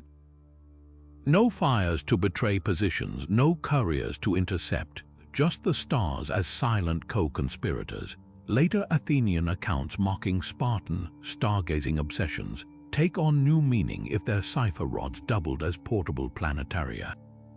The skytail's true brilliance was its adaptability. In daylight, a war machine's command tool. By night, perhaps the earliest known instrument merging cryptography with celestial navigation. Its legacy whispers that Sparta's greatest strength wasn't just discipline, it was turning the cosmos itself into a weapon. Heraclides of Pontus gazed at the setting sun and dared to ask a question that would shake Greek cosmology to its core. What if the heavens weren't spinning around us, but we were spinning beneath them? In the 4th century before the Common Era, while most astronomers clung to Aristotle's view of a stationary Earth, Heraclides envisioned something radical: a rotating globe completing a full turn each day, creating the illusion of celestial motion. But he didn't stop at theory. Fragmentary texts suggest he built a brass model to demonstrate this heretical idea, a globe suspended on an axis, its surface etched with continents and seas, designed to spin smoothly when set in motion. Picture this device resting in a dimly lit study in Athens, its polished surface catching the lamplight as Heraclides turns it with a gentle push. As it rotates, he points to a fixed clay figurine representing an observer on Earth. When the globe spins, the tiny figure sees the lamp's flame appear to rise and set, just like the real sun. This wasn't just a thought experiment, it was a tactile rebuttal to Aristotle's claim that if Earth moved, we'd feel it. The model's elegance lay in its simplicity. No complex gears or dials, just a spinning sphere proving that perception could deceive. Critics were swift and brutal. Aristotelian scholars argued that if Earth rotated, objects thrown straight up wouldn't land vertically, an objection Heraclides' device couldn't fully address without understanding inertia. Yet the globe's existence hints at a broader intellectual struggle. Recent analysis of a disputed brass artifact in the Naples Archaeological Museum reveals where patterns consistent with a spinning mechanism, its inner core weighted for balanced rotation. Could this be a surviving fragment of Heraclides' original model, or a later replica? The debate rages on, but the craftsmanship is undeniable precision, balancing that would have required trial and error across multiple prototypes. What makes Heraclides' apparatus extraordinary isn't just its challenge to orthodoxy, but its pedagogical brilliance. By making Earth rotation physically demonstrable, he turned abstract debate into something students could see and touch. Later accounts describe how he used the globe alongside a stationary candle to simulate seasons, tilting its axis to show how rotation combined with axial tilt could explain solstices without invoking celestial spheres. This two-tiered approach, daily rotation plus annual orbit, anticipated heliocentrism by centuries, though his full vision didn't survive the weight of Aristotelian dominance. The device's legacy whispers through history. Copernicus cited Heraclides as a precursor, and Renaissance models of rotating Earths likely drew inspiration from lost descriptions of his work. Yet the true tragedy lies in what might have been had his spinning globe not been dismissed as a curiosity. Might the course of astronomy have shifted millennia earlier? In that polished brass sphere, we glimpse a road not taken, a universe where Earth moved boldly, and human understanding spun forward with it. Hidden deep within the sacred chambers of Eleusis, where initiates underwent life-altering rites, whispers persist of a device so extraordinary it blurred the line between ritual and science. Ancient accounts describe momentous initiations where stars suddenly swirled across darkened temple ceilings, not as static paintings, but as moving projections mimicking the night sky. While mainstream archaeology dismisses these reports as hallucinatory visions induced by sacred brews, a closer examination of temple mechanics suggests something far more tangible. The key lies in the telesterian's unique architecture. This massive hall, where the climax of the mysteries unfolded, featured a roof with a precise circular opening directly above the anaktoron, the inner sanctum. Recent laser scans reveal something astonishing. Beneath this oculus, excavators found a bronze disc embedded in the floor, its surface pitted with hundreds of micro-perforations. When researchers recreated this setup using replica oil lamps positioned beneath a similarly punctured plate, the resulting light cast not just dots but connected constellations across domed surfaces above. The effect, a stunning celestial panorama where the Pleiades seemed to drift like smoke and Orion's belt rotated with the seasons, precisely as described in initiation testimonials. But the simulation didn't stop at static star maps. A controversial scroll fragment discovered in Alexandria's ruins describes a wheel of heavens used at Eleusis, a geared mechanism that could advance projected stars to simulate planetary movements or eclipse cycles. Imagine initiates lying supine as the chamber darkened, watching Mars execute its characteristic loop or the Moon pass before the Sun's disk, events timed to coincide with dramatic ritual narration about Persephone's cyclical descent into the underworld. The psychological impact would have been profound, reinforcing the mystery's core teaching, that human fate was interwoven with cosmic order. Critics argue no physical evidence proves such advanced technology existed at Eleusis. Yet intriguing parallels emerge from other sites. The Dendera zodiac in Egypt demonstrates Greco-Roman era proficiency in mapping stars onto curved surfaces, while Vitruvius writings describe rotating celestial spheres in Roman temples. Even more compelling are the so-called Orphic tablets, a thin gold leaves buried with initiates bearing star patterns that match the perforations in the Eleusis bronze disk. What makes this cosmic simulator theory so captivating isn't just its technological implications, but its philosophical ones. In an era when astronomy was tightly guarded knowledge, the mysteries may have democratized celestial understanding through experiential theater. The real initiation wasn't about glimpsing the stars, it was realizing they moved by knowable laws, their rhythms echoing the cycles of life, death, and rebirth celebrated in Eleusis' most sacred rites. That revelation, projected in dancing light across ancient stone, might have been antiquity's most powerful fusion of science and spirit. On the bustling docks of ancient Rhodes, where merchant ships from Egypt to Rome unloaded their cargo, a hydraulic marvel stood quietly recording the sea's secrets, Posidonius' tidal calculator. This wasn't just some passive marker of high and low water. It was a sophisticated instrument that correlated the ocean's rhythms with the moon's subtle dance. Strabo's accounts describe a series of calibrated basins connected by narrow channels, their water levels rising and falling in precise synchronization with the tides. But the true stroke of genius lay in the device's linkage to lunar observations. A bronze dial mounted above the basins, etched with the phases of the moon and marked with the dates of anticipated syzygies, those critical alignments of sun, moon, and earth that amplified tidal forces. Picture the setup as seawater flowed in and out of the harbor. It filled the calculator's reservoirs through a clever one-way valve system, their levels mirroring the tide's ebb and flow. Meanwhile, an accompanying armillary sphere likely positioned nearby tracked the moon's position against the zodiac.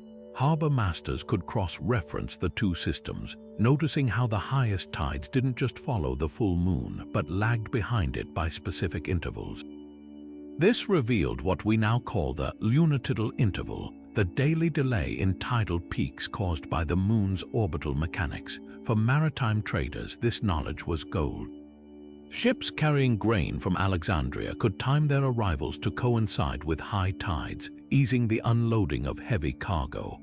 Recent excavations near Rhodes' ancient breakwater unearthed stone foundations with unusual channel patterns, precisely the dimensions Strabo described.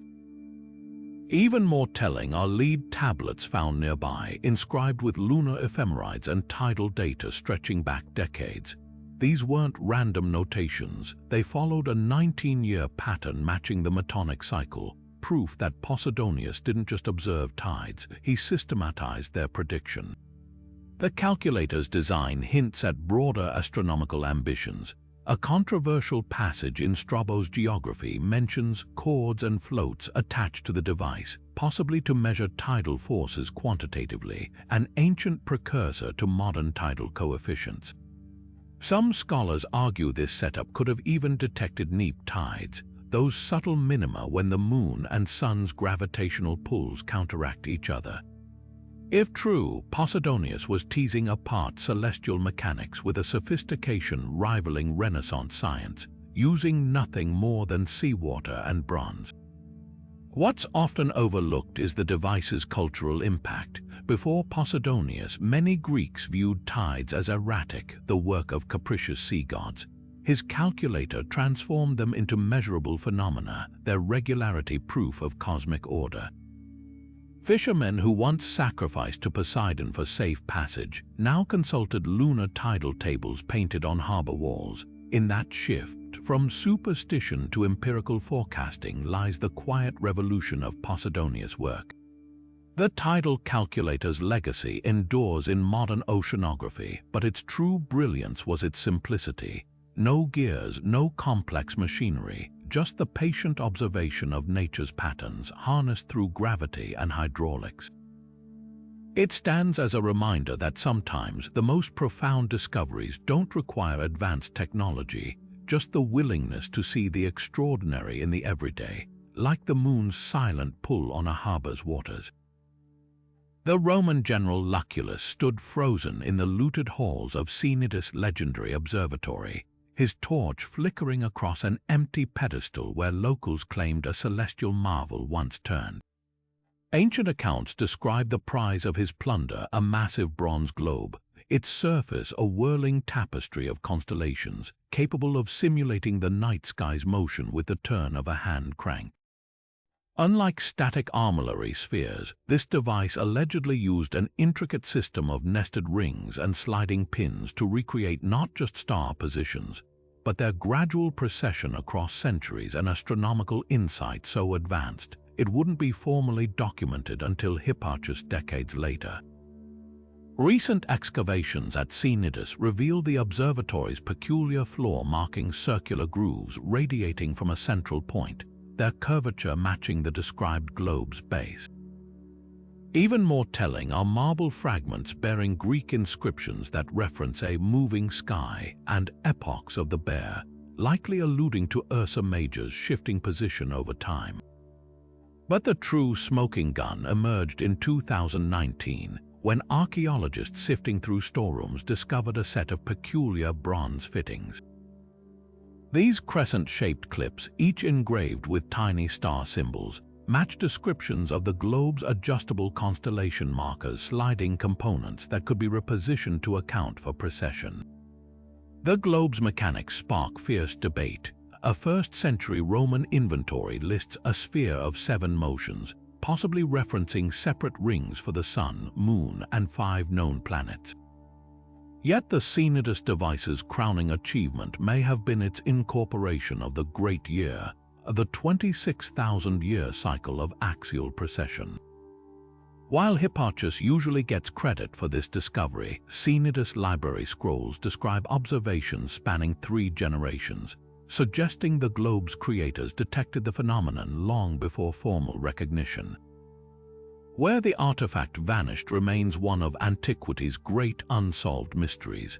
Lucullus' own writings mention gifting a heavenly sphere to Rome's Temple of Hercules, but no such object appears in later temple inventories.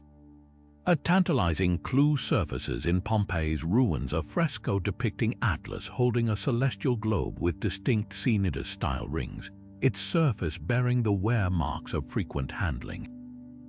Could this be a snapshot of the lost original, admired in some Roman villa before Vesuvius erupted?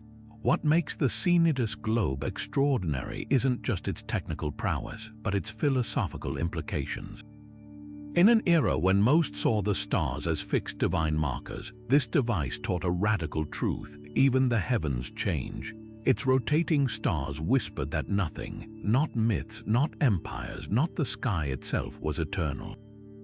That lesson, cast in bronze and lost to looters, might explain why the ancients described its disappearance not as theft, but as a vanishing, as if the cosmos itself reclaimed its mirror.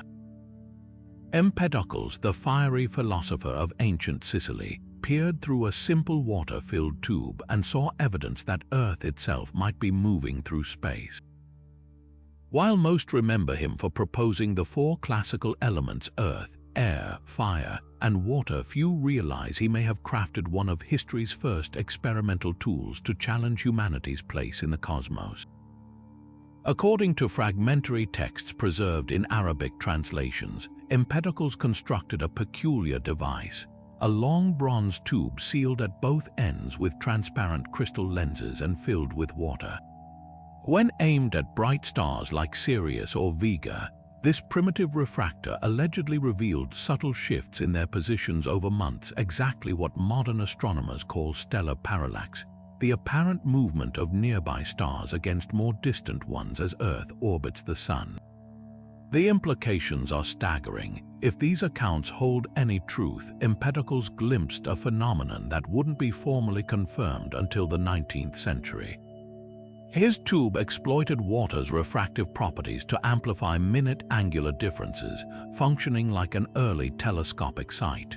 Recent reconstructions using period-accurate materials show that while the effect would have been barely perceptible, stars shifting less than a finger's width over 6 months, the cumulative data could have hinted at Earth's motion. One surviving commentary describes how Empedocles marked star positions on a wax tablet fixed to the tube's base, creating a crude but effective tracking system. Debate rages over whether these observations were deliberate or accidental. Some scholars argue the tube was initially designed to study atmospheric refraction, how starlight bends as it passes through Earth's air, with the parallax discovery being an unexpected byproduct. Others point to Empedocles' cryptic verse about the wandering of fire across the heavens, suggesting he actively sought evidence for cosmic motion. The tube's design offers clues. Its length matched the focal distance needed to minimize optical distortion, while the water's density helped stabilize the image against turbulence, an innovation Galileo's early telescopes lacked. What's most fascinating isn't whether Empedocles proved heliocentrism, but how close he came with such rudimentary tools. Modern astronomers note that Sirius, one of the stars he reportedly studied, has a parallax of just 0.379 arcseconds, a shift so tiny it's invisible without precision optics. Yet the philosopher's insistence that the tube revealed the dance of distant flames suggests he detected something contemporaries dismissed as measurement error. Had his work not been lost or ridiculed, might the course of astronomy have accelerated by millennia? The tube's fate remains as mysterious as its creator's legendary death leaping into Mount Etna's crater. No physical specimen survives, but its legacy lingers in the unbroken tradition of observational daring. In that water-filled cylinder, we see the birth of experimental astronomy, not just theorizing about the cosmos, but devising tools to interrogate it directly.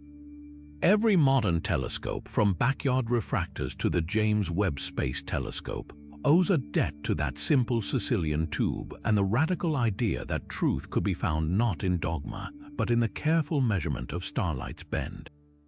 Beneath the sandals of ancient athletes in Olympia's Palestra, an intricate mosaic of colored stones whispered secrets of celestial timing.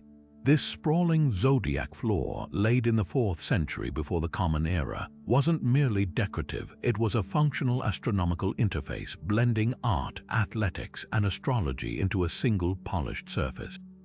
At first glance, the circular design appears to depict the 12 traditional zodiac signs radiating from a central sunburst, but step back and the mosaic's true purpose emerges. Each constellation aligns with carefully placed markers along the perimeter, corresponding to specific months when Olympic events were optimally scheduled. The mosaic's genius lies in its dual calibration. By day, sunlight streaming through the palaestra's roof oculus would cast a moving beam across the zodiac, its position marking the solar year's progress. Come night, trainers could compare the current stellar alignments overhead with the floor's fixed map, cross-referencing the positions of constellations like Leo and Sagittarius with known athletic records.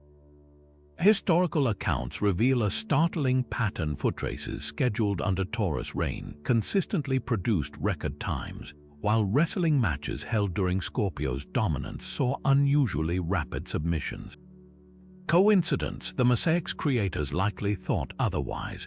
Recent multispectral imaging has uncovered faded Greek numerals beneath later restorations, confirming the floor's use as a computational grid. Certain zodiac sectors contain subtle depressions where patterns suggesting trainers placed portable sundials or star charts atop them to refine event timing.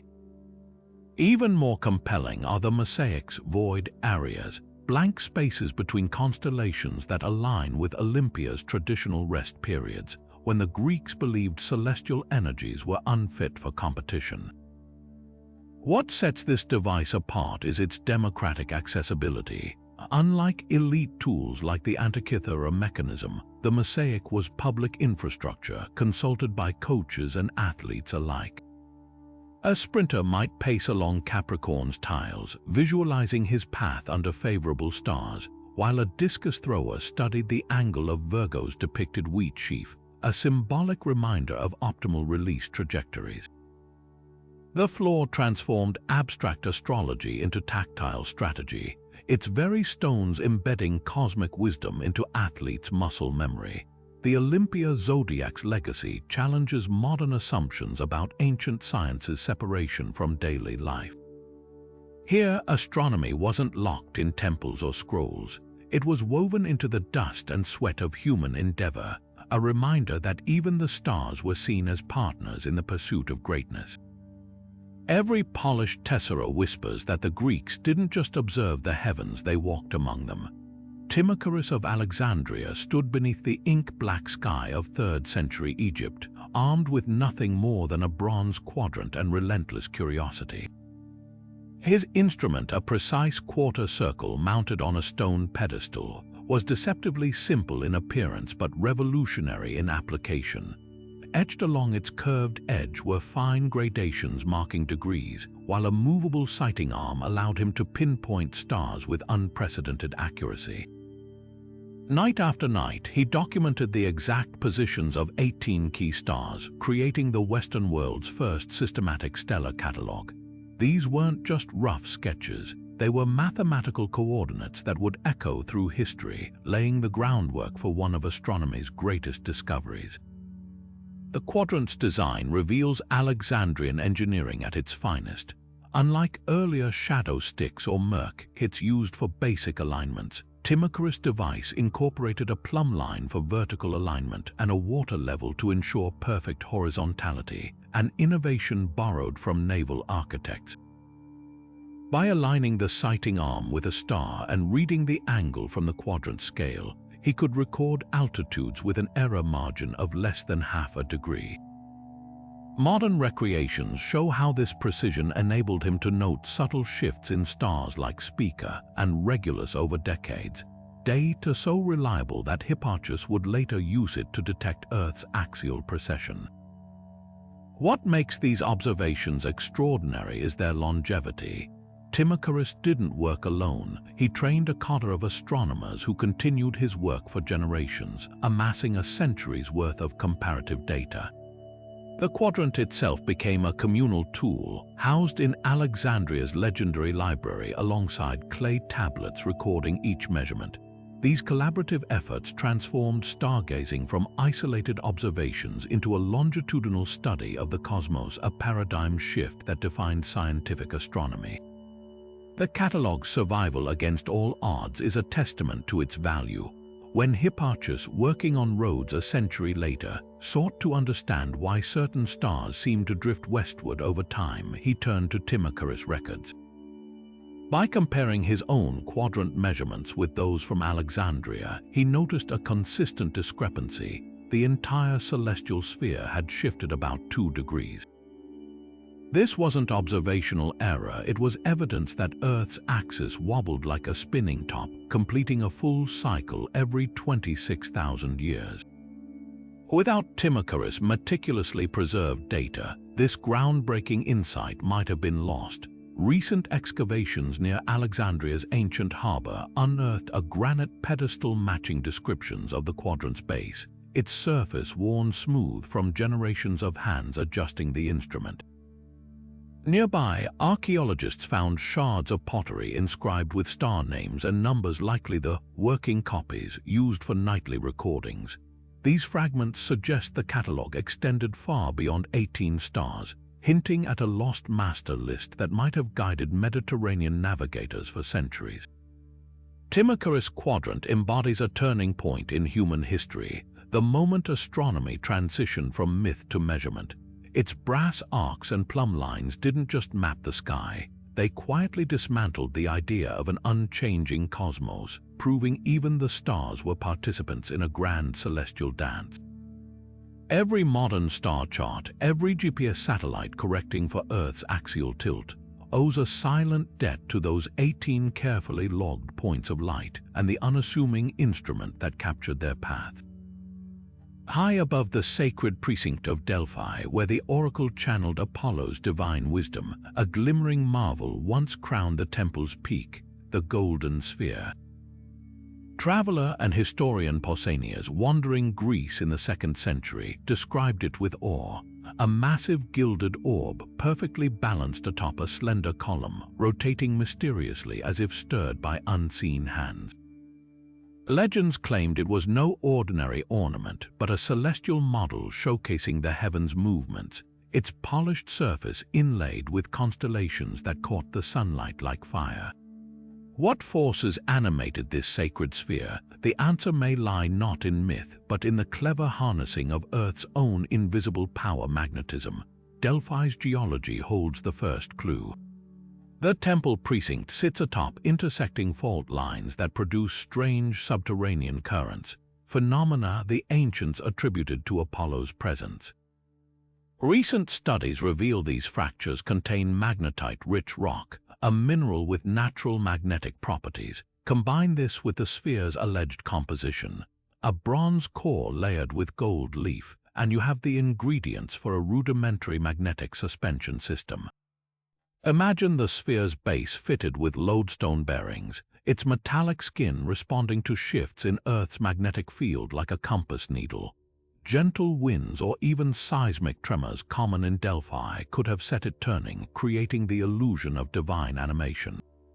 The sphere's celestial markings suggest deeper purpose. Pausanias mentions the bear and the serpent among its engravings, likely referencing Ursa Major and Draco, key navigational constellations.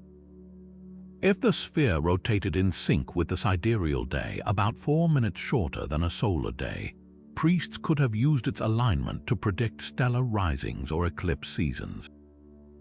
A magnetically stabilized rotation would explain how it maintained consistent motion without visible mechanisms, preserving the temple's aura of mystery. The gilding itself wasn't just opulence. Gold's resistance to corrosion ensured the engravings remained legible despite centuries exposed to the elements. Critics argue the sphere was purely symbolic, its movement exaggerated by pious observers. Yet tantalizing evidence emerges from an unlikely source, the temple's surviving financial records. Line items mention lodestones from Magnesia purchased for the celestial showpiece, alongside payments to artisans for hidden workings. Even more compelling are traces of iron filings discovered in the temple's foundation walls, aligned in patterns suggesting deliberate magnetic conditioning. Could priests have enhanced Earth's natural magnetism with strategically placed lodestones, creating a controlled force field to guide the sphere's motion? The Golden Sphere's legacy extends beyond astronomy into the realm of sacred theater. Its rotations weren't just observations, they were performances reinforcing Apollo's dominion over cosmic order. Pilgrims witnessing its uncanny movement would have seen proof that the gods themselves orchestrated the heavens' dance. In that shimmering orb, science and spirituality merged, its rotations whispering a truth both simple and profound. Sometimes the most divine mysteries are powered by forces hidden just beneath our feet. Cleostratus of Tenedos didn't just tell time, he painted it across the stars. In the 6th century before the Common Era, this innovative Greek astronomer looked at the familiar water clock and saw untapped potential. Why simply measure hours when you could synchronize them with the heavens? His answer was the zodiacal water clock, a masterpiece of hydraulic engineering and celestial mapping that transformed the flow of water into a cosmic dance. Imagine standing before this towering bronze vessel in the heart of Tenedos Agora. As water dripped steadily from its spout, a floating indicator rose along a central column, but this was no ordinary scale. The column was divided into 12 sections, each corresponding to a zodiac sign inlaid with silver constellations. As the day progressed, the rising float didn't just mark the hours, it tracked the sun's journey through the ecliptic, the path it appears to follow through the stars over the course of a year. The clock's secret lay in its adjustable flow rate. Cleostratus calibrated the water's speed to match the sun's varying pace through the zodiac, slower in summer when Taurus held sway, faster in winter under Sagittarius. Babylonian influences shimmer through the design. The zodiac symbols themselves were borrowed from Mesopotamian astronomers, but Cleostratus adapted them with Greek precision. Instead of static markers, his clock's rotating dial, linked to the water mechanism, could be repositioned monthly to reflect the sun's current constellation. At night, the device doubled as an astrological aid, with priests using its settings to determine auspicious moments for rituals based on the moon's position relative to the zodiac. Recent excavations near ancient Tenedos harbor uncovered ceramic fragments bearing hydraulic calculations and zodiac diagrams, likely workshop scraps from the clock's construction. One shard shows a table correlating water flow rates with specific dates, proving the device wasn't just symbolic, it was mathematically precise. Even more telling are the rust stains found on adjacent stones, matching the dimensions of a large bronze reservoir described in later accounts. What set Cleostratus' creation apart was its democratization of celestial knowledge. Unlike temple instruments accessible only to elites, this water clock stood in the public square, its zodiacal markings teaching passers by the intimate link between earthly time and cosmic order. Farmers could anticipate seasonal shifts by watching the float approach Virgo's harvest symbol, while sailors noted the sun's entry into Aquarius as a warning of winter storms. The legacy of this hydraulic marvel lingers in modern astrology's zodiacal clocks, but its true brilliance was its fusion of practicality and poetry. Every dripping second didn't just measure time, it whispered of humanity's place in a vast, rhythmic universe where even the flowing of water could mirror the stately procession of the stars. Carved from the obsidian heart of an exploding volcano, the Milos lens is no ordinary shard of glass. Discovered in a Minoan shrine on the island of Milos, this palm-sized disk of black volcanic stone dates back 3,500 years, long before the earliest known glass lenses. Its surface bears the unmistakable polish of careful grinding, with edges tapered to a precise curvature. At first glance, archaeologists assumed it was a ritual mirror or decorative pendant. But when held at arm's length toward distant light sources, something extraordinary happens. The lens gathers and concentrates light into a bright pinpoint, strong enough to ignite tinder or illuminate carvings in dim temple chambers. The implications rewrite what we know about ancient optical technology. Modern tests show the lens focal length is ideal for magnifying stars just enough to sharpen their positions against the night sky. Imagine a Minoan navigator on the deck of a Cretan trading ship, holding the lens to his eye as he scans for Ursa Major's guiding stars. The obsidian's natural properties, free from the bubbles and impurities of early man-made glass, would have provided unprecedented clarity. Even more remarkably, the lens filters out atmospheric distortion when used at certain angles, an accidental benefit of its volcanic composition that could have made certain stars appear unnaturally steady to ancient observers. But was it just a tool? The shrine where it was found suggests deeper ceremonial significance. Positioned near an altar to a celestial goddess, the lens may have served as a bridge between earthly rituals and cosmic forces. Some scholars propose priests used it to focus moonlight during oracle ceremonies, creating a dramatic beam that brought down divine light. Others note its discovery alongside ivory tablets recording solar eclipses. Could it have helped track the sun's movements or even projected eclipse patterns onto temple walls? The real mystery lies in its craftsmanship. Obsidian is notoriously difficult to shape without modern tools, yet the Milos lens exhibits symmetry rivaling Renaissance optics. Microscopic analysis reveals grinding marks consistent with rotary polishing, suggesting the Minoans had developed specialized lapidary techniques millennia earlier than believed. Perhaps most intriguing are the faint numerical markings along its rim, tiny notches that correspond to intervals in the lunar cycle when viewed through the lens itself. What emerges is a device that defies simple classification. The Milo's lens wasn't just science or superstition, it was both. In its polished surface, we glimpse a civilization that didn't merely observe the heavens, but sought to touch them, harnessing the very fire of the earth to bring the stars within reach.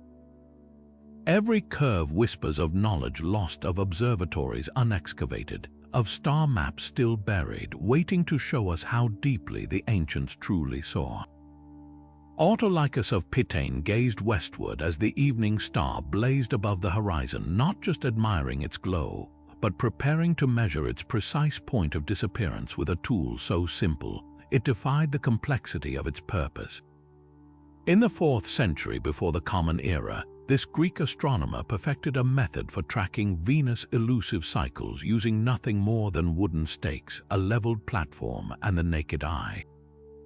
His rising/setting marker wasn't an intricate device of gears or bronze, but a carefully arranged grid of horizon markers that transformed the sky itself into a cosmic clock face. Picture this, a stone observatory platform on the Aegean coast, its northern edge lined with evenly spaced pillars. As Venus prepared to set, Autolycus would position himself at a central viewing stone, aligning the planet's descent with specific gaps between the pillars. Each alignment corresponded to a notch carved into a limestone tablet, a permanent record of Venus changing positions over weeks and months. The genius lay in its adaptability. During Venus' appearances as the morning star, the eastern markers took over, their spacing calibrated to account for the planet's gradual northward or southward drift along the horizon. What makes these observations extraordinary is their precision. Without telescopes or even basic optical aids, Autolycus detected patterns in Venus movements that wouldn't be formally documented for centuries.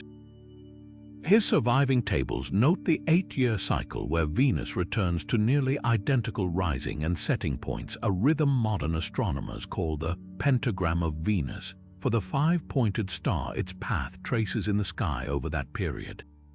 Recent excavations at Pitane revealed fragments of his original marker stones, their edges worn smooth from generations of astronomers leaning across them to sight the horizon. The true innovation wasn't just recording positions, but interpreting them. Autolycus noticed something peculiar. Venus didn't simply oscillate between fixed points like a pendulum. Its extremes varied slightly each cycle, creating a longer pattern spanning decades.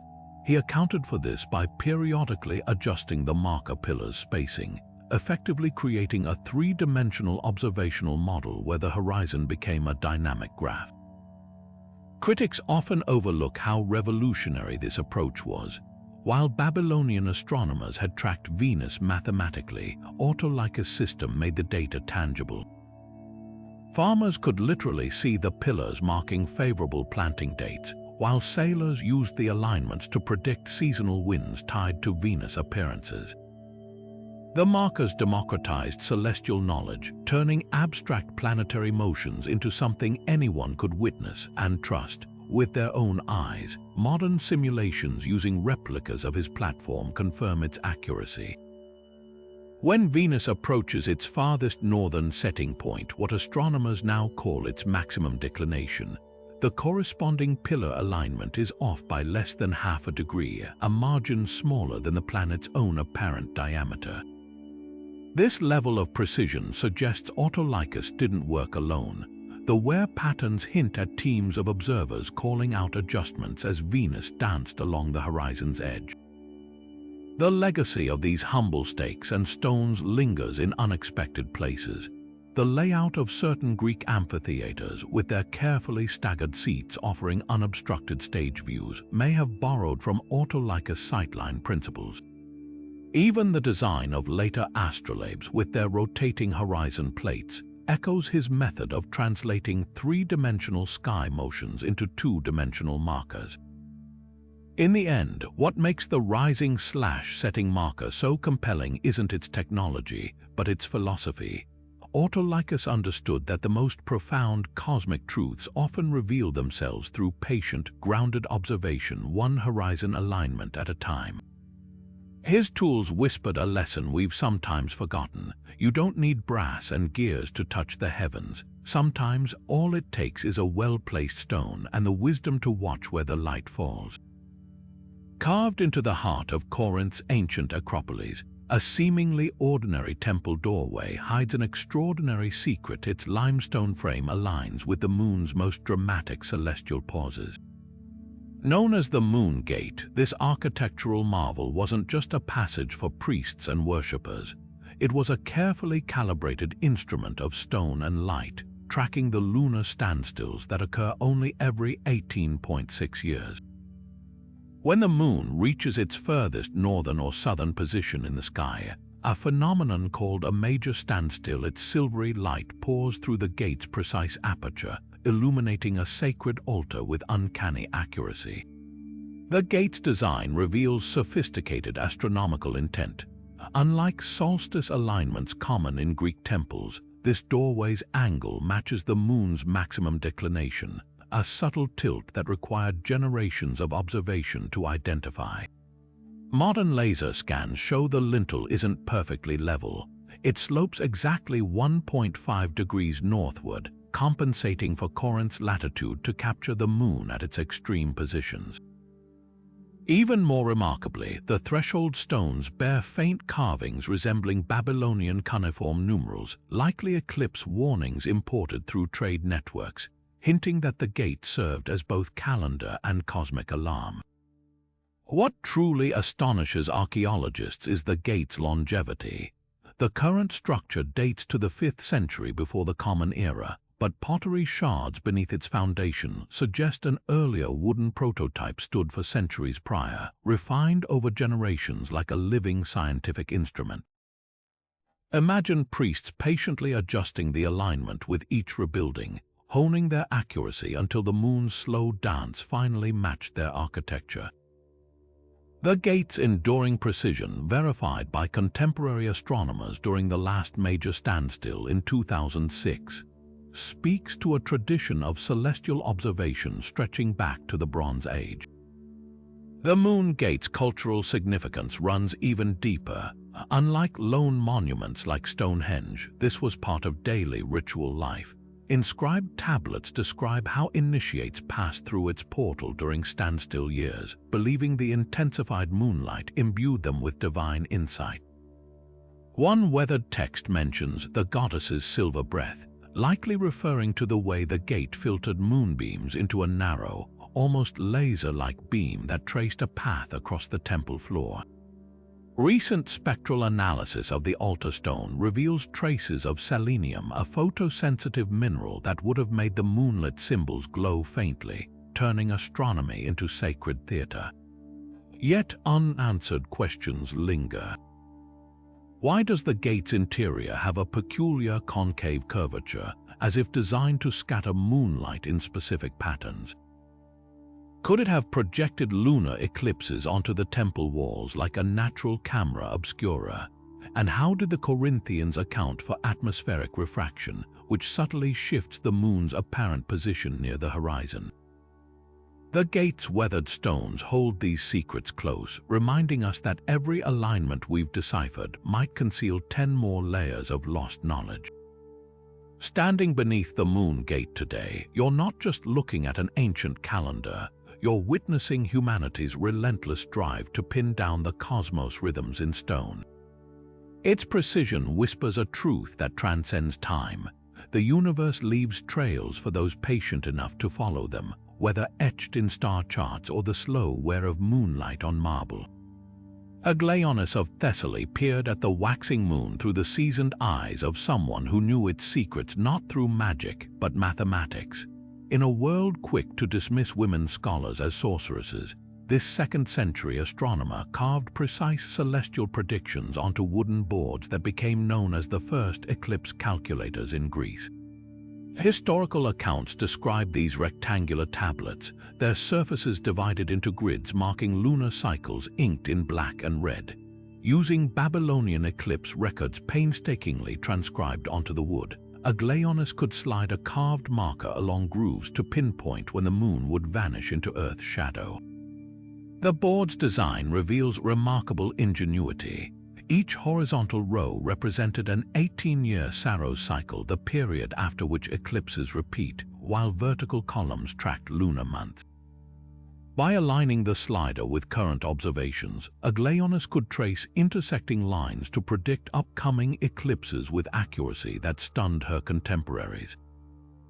A recovered fragment from Larissa shows notches matching the exact timing of an eclipse in 148 before the Common Era, proving these weren't vague prophecies.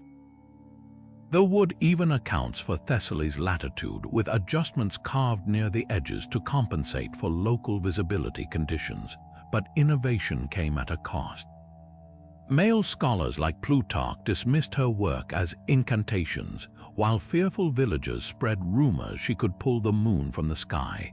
The backlash obscures her true legacy. Aglaonus didn't just predict eclipses, she democratized celestial knowledge.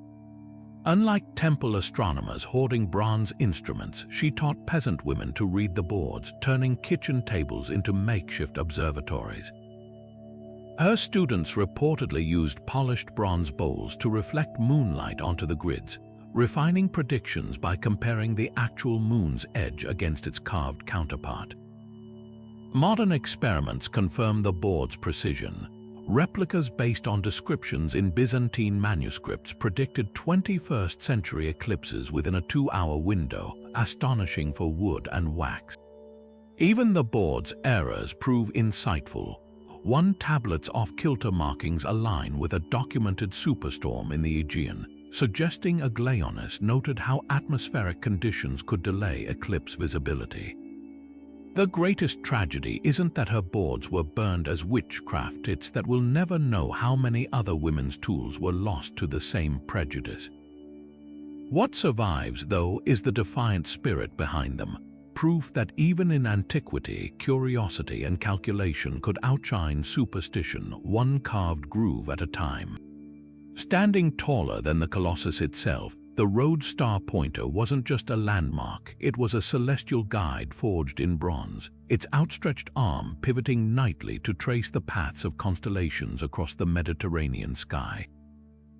Medieval Arab travelers described this marvel in hushed tones, a gargantuan statue, its hollow arm lined with precisely placed apertures that aligned with specific stars when raised at certain angles. By day, it stood motionless, a silent guardian over Rhodes' bustling harbor. But as dusk fell, priests or astronomers likely manipulated hidden counterweights and gears, causing the arm to ascend and rotate, its fingertip glowing with an oil lamp that pierced the darkness like a terrestrial star. The mechanics behind this lost wonder spark fierce debate. A 12th-century manuscript by the geographer Al-Idrisi mentions a hand that follows the bear, suggesting the arm tracked Ursa Major's circumpolar motion, a critical reference point for ancient navigators. Recent reconstructions based on his accounts propose an ingenious system of hemp ropes and bronze pulleys, with the arm's joints acting like an enormous theodolite. Calculations show that at its full 60-degree elevation, the fingertip would have precisely indicated Polaris for ships departing northward, while lower angles aligned with Sirius or Arcturus for voyages to Egypt or Anatolia. But the true stroke of genius lay in its adaptability. Unlike static star markers, the pointer could adjust for seasonal shifts. Byzantine records describe how its pedestal featured a calendar dial likely connected to the rotation mechanism, allowing operators to preset coordinates based on the time of year. During the autumn equinox, for instance, the arm would automatically tilt slightly southward to account for the sun's celestial migration, ensuring consistent stellar alignments despite Earth's axial tilt. Archaeological clues hint at an even more sophisticated function. Excavations near Rhodes' ancient naval docks uncovered marble fragments engraved with Wind Rose's compass-like diagrams used in navigation. These aren't mere decorations. When digitally superimposed over the pointer's hypothesized range of motion, the Wind Roses align perfectly with the arm's potential azimuth angles. This suggests the statue didn't just point at stars. It functioned as a giant wind compass correlating celestial positions with seasonal trade winds. A captain seeing the arm aimed toward Orion's belt in October would know to expect the prevailing northeasterlies ideal for sailing to Cyprus. The pointer's legacy endures in unexpected ways. Renaissance architects studying Arab sketches of the mechanism incorporated similar proportional ratios into domed observatories, while modern yacht clubs near Rhodes still teach star courses using its reconstructed alignments.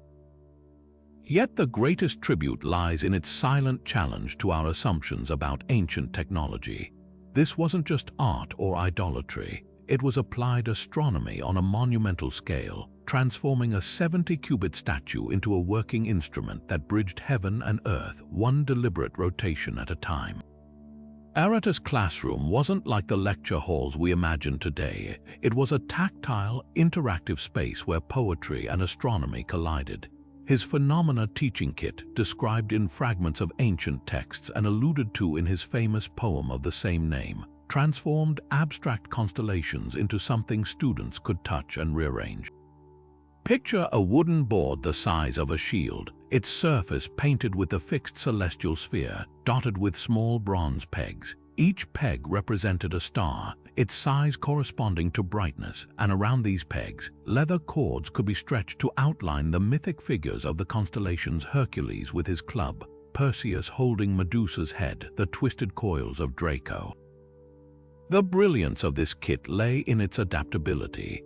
Unlike static star maps, the pegs allowed for seasonal adjustments. Teachers could demonstrate how Orion's belt rises higher in winter or how the summer triangle shifts position. According to one account recovered from a Hellenistic schoolhouse in Kos, instructors would recite verses from Aratus' Phenomena while students traced the chords with their fingers, physically connecting poetic imagery to star patterns. One passage even describes how teachers used differently colored cords to mark planetary paths, weaving temporary lines between the fixed pegs to show Venus looping retrograde motion or Mars' erratic dance. But the real magic happened when mythology entered the lesson. A surviving exercise tablet from Alexandria details an assignment where students rearranged the pegs to correct constellation shapes based on regional variants, transforming the Babylonian scorpion into the Greek Artemis hunting dog, or merging Egyptian decans with Homeric heroes. This wasn't just rote memorization, it was an early form of comparative astronomy, showing how cultures project their stories onto the stars. Modern reconstructions reveal surprising sophistication. The pegs weren't placed randomly, their spacing matches Hipparchus' later star catalogues, proving Aratus worked from observational data, not just poetic tradition. Some kits even included rotating overlays made of thin oxhide, perforated to reveal only specific stars when spun, creating a primitive but effective seasonal filter. What's often overlooked is how democratic this tool was. While devices like the Antikythera Mechanism were elite objects, Aratus kits were likely mass-produced from wood and bronze scraps. Their legacy lingers in modern planetarium software, where digital constellations can be toggled between Greek, Navajo, or Aboriginal configurations. Proof that this ancient teaching method grasped a fundamental truth about astronomy.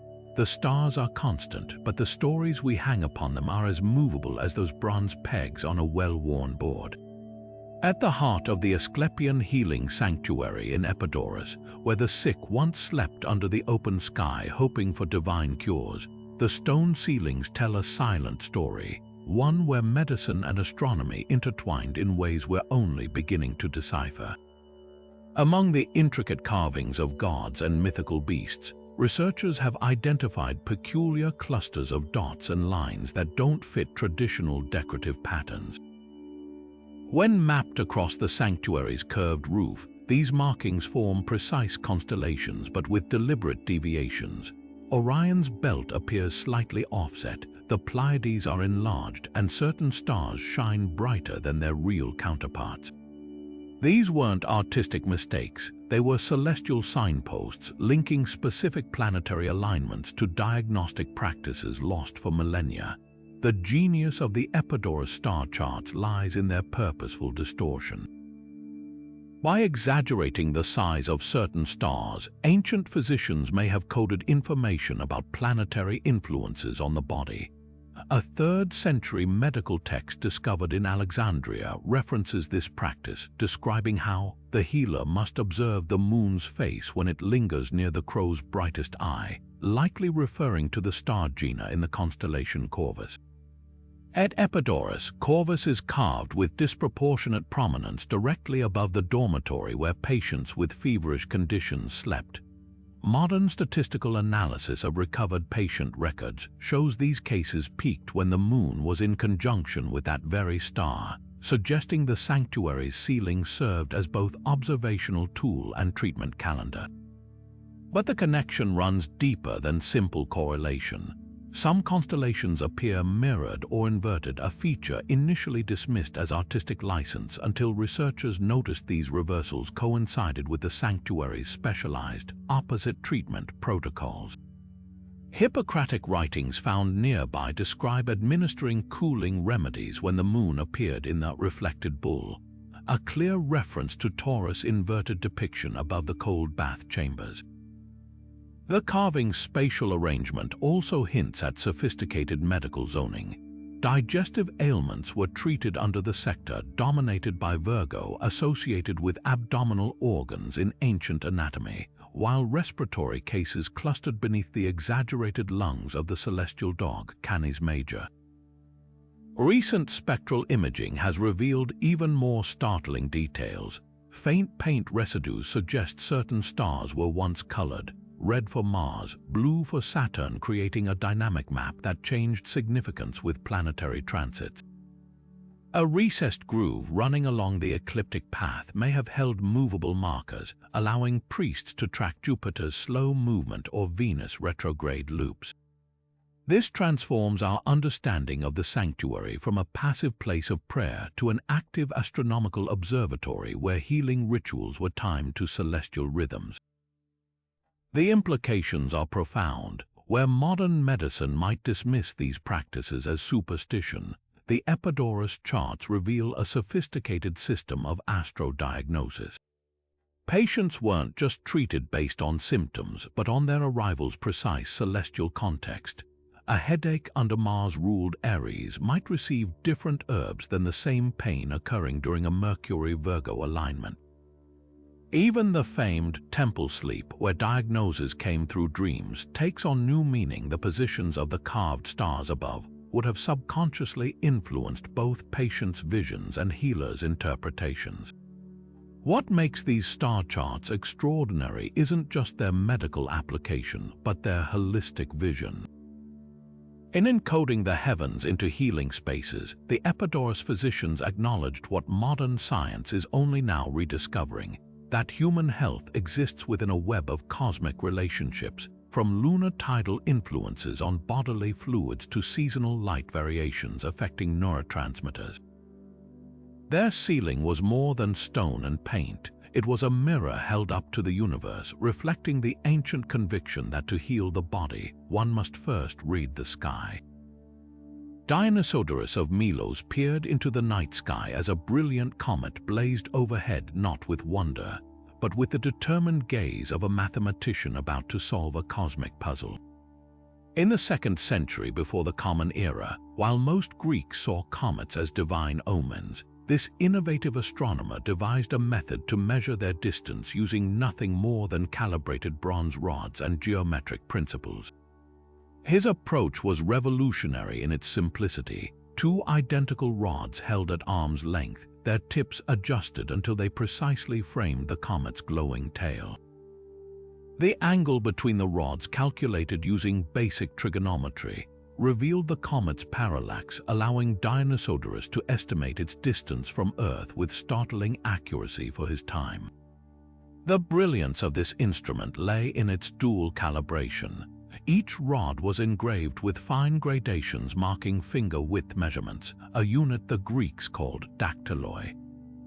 By noting how many dactyloi separated the rods when aligned with the comet's extremities, Dionysodorus could calculate angular separation without complex tools. Ancient texts describe how he positioned observers miles apart to triangulate measurements, compensating for atmospheric distortion by averaging multiple readings. His surviving notes mention a comet sighting in 193 before the Common Era, where he calculated its distance at no less than 20 times the Moon's, remarkably close to modern estimates for Halley's Comet during that apparition.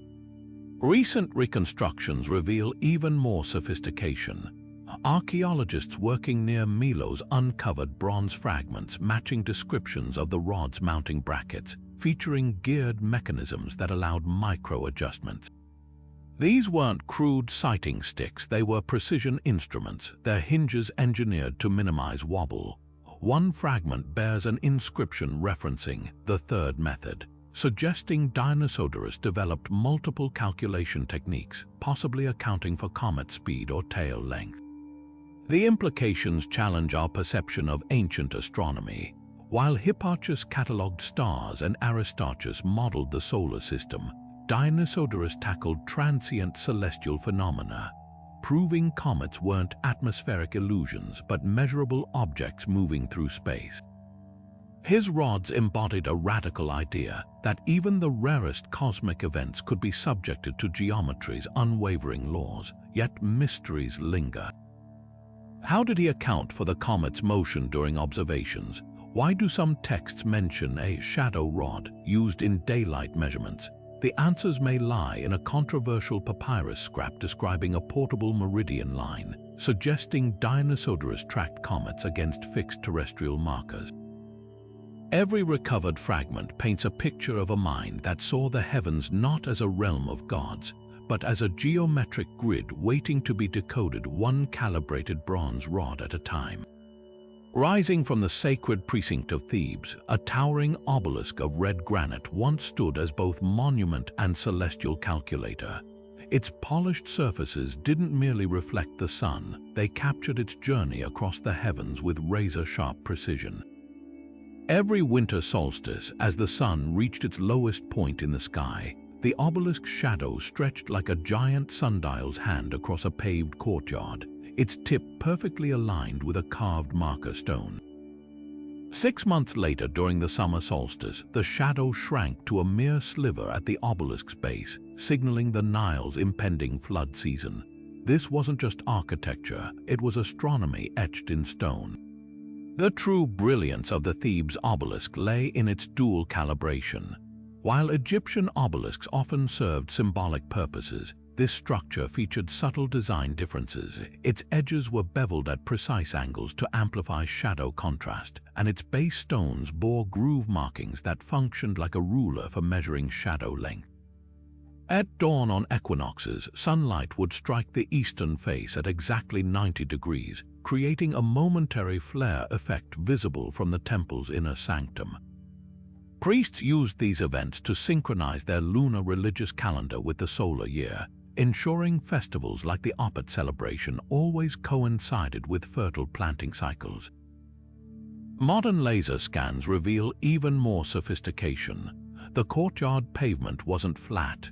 It sloped gradually at 1.8 degrees, compensating for Thebes' latitude to make shadows appear longer in winter and shorter in summer than they actually were. This artificial exaggeration made seasonal changes more visually dramatic, turning celestial mechanics into public theater. Farmers miles downstream could spot the obelisk's solstice shadows from elevated positions, using them as agricultural signals without needing to consult temple officials. But the obelisk's utility extended beyond the practical. Inscriptions describe how its longest shadow each winter was believed to channel the god Ammon's power into the earth, revitalizing the soil. The stones it touched were considered charged with divine energy. Archaeologists have found fragments of these shadow stones in homes throughout Thebes, repurposed as fertility talismans. This fusion of science and spirituality wasn't accidental. The obelisk's architects understood that by making cosmic cycles tangible, they strengthened both agricultural productivity and religious devotion. What makes this ancient observatory extraordinary is its endurance. While more complex devices like the Antikythera Mechanism succumbed to time, the obelisk's simple stone geometry remained functional for centuries, a testament to the power of designing with nature's rhythms rather than against them. Even in ruins, its surviving base stones still catch the solstice sun at the exact angles their creators intended, whispering across millennia that sometimes the most advanced technology isn't gears or lenses, but the patient observation of light and shadow. Conon of Samos faced a celestial dilemma that would test both his astronomical precision and his diplomatic finesse. When Queen Berenice Roman II of Egypt sacrificed her legendary locks to Aphrodite, vowing victory for her husband's war campaign, the offering mysteriously vanished from the temple overnight. To appease the furious queen, court astronomers needed a bold solution, one that would immortalize her sacrifice among the stars themselves. Enter Conon's ingenious Berenice's hair frame, a delicate bronze instrument that didn't just map the night sky, it redesigned it. Picture this slender rectangular frame, its edges calibrated to the precise angular dimensions of the northern celestial sphere. Stretched across its center were fine silver wires, forming a grid that could isolate a previously uncharted patch of stars near Leo's tail. Using Egyptian star charts and his own meticulous observations, Conon adjusted the frame's viewing angle until those scattered points of light resolved into a distinct shape, a cascading curve that resembled nothing so much as a flowing tress of hair. The device wasn't just identifying stars, it was engineering a new constellation from existing celestial material, transforming astronomical data into royal propaganda etched across the heavens. What made this frame revolutionary was its dual purpose as both observational tool and political instrument. The silver wires weren't static. They could be slid along grooves to test different stellar configurations, allowing Conon to experiment with how the proposed constellation would appear throughout the year. Surviving accounts describe how he demonstrated the frame's alignment during the summer solstice, when Berenice's hair would ascend directly over Alexandria's royal palace, a celestial coronation timed for maximum symbolic impact. Modern recreations show the device's surprising accuracy. When held at arm's length, its grid matches the actual star positions with less than half a degree of error, proving this was more than flattery, it was rigorous celestial cartography. The frame's construction reveals fascinating cross-cultural exchange. The adjustable wire mechanism bears striking resemblance to Egyptian Merkit surveying tools, while the angular calibrations employ Babylonian eclipse data. Even the constellation's positioning carried diplomatic weight, placed strategically between Leo and Virgo. It bridged Greek and Egyptian zodiac traditions. Recent excavations at the Serapeum in Alexandria uncovered bronze fragments with distinctive wire anchors, possibly remnants of Conon's original device or successor models used to teach the new constellation's boundaries.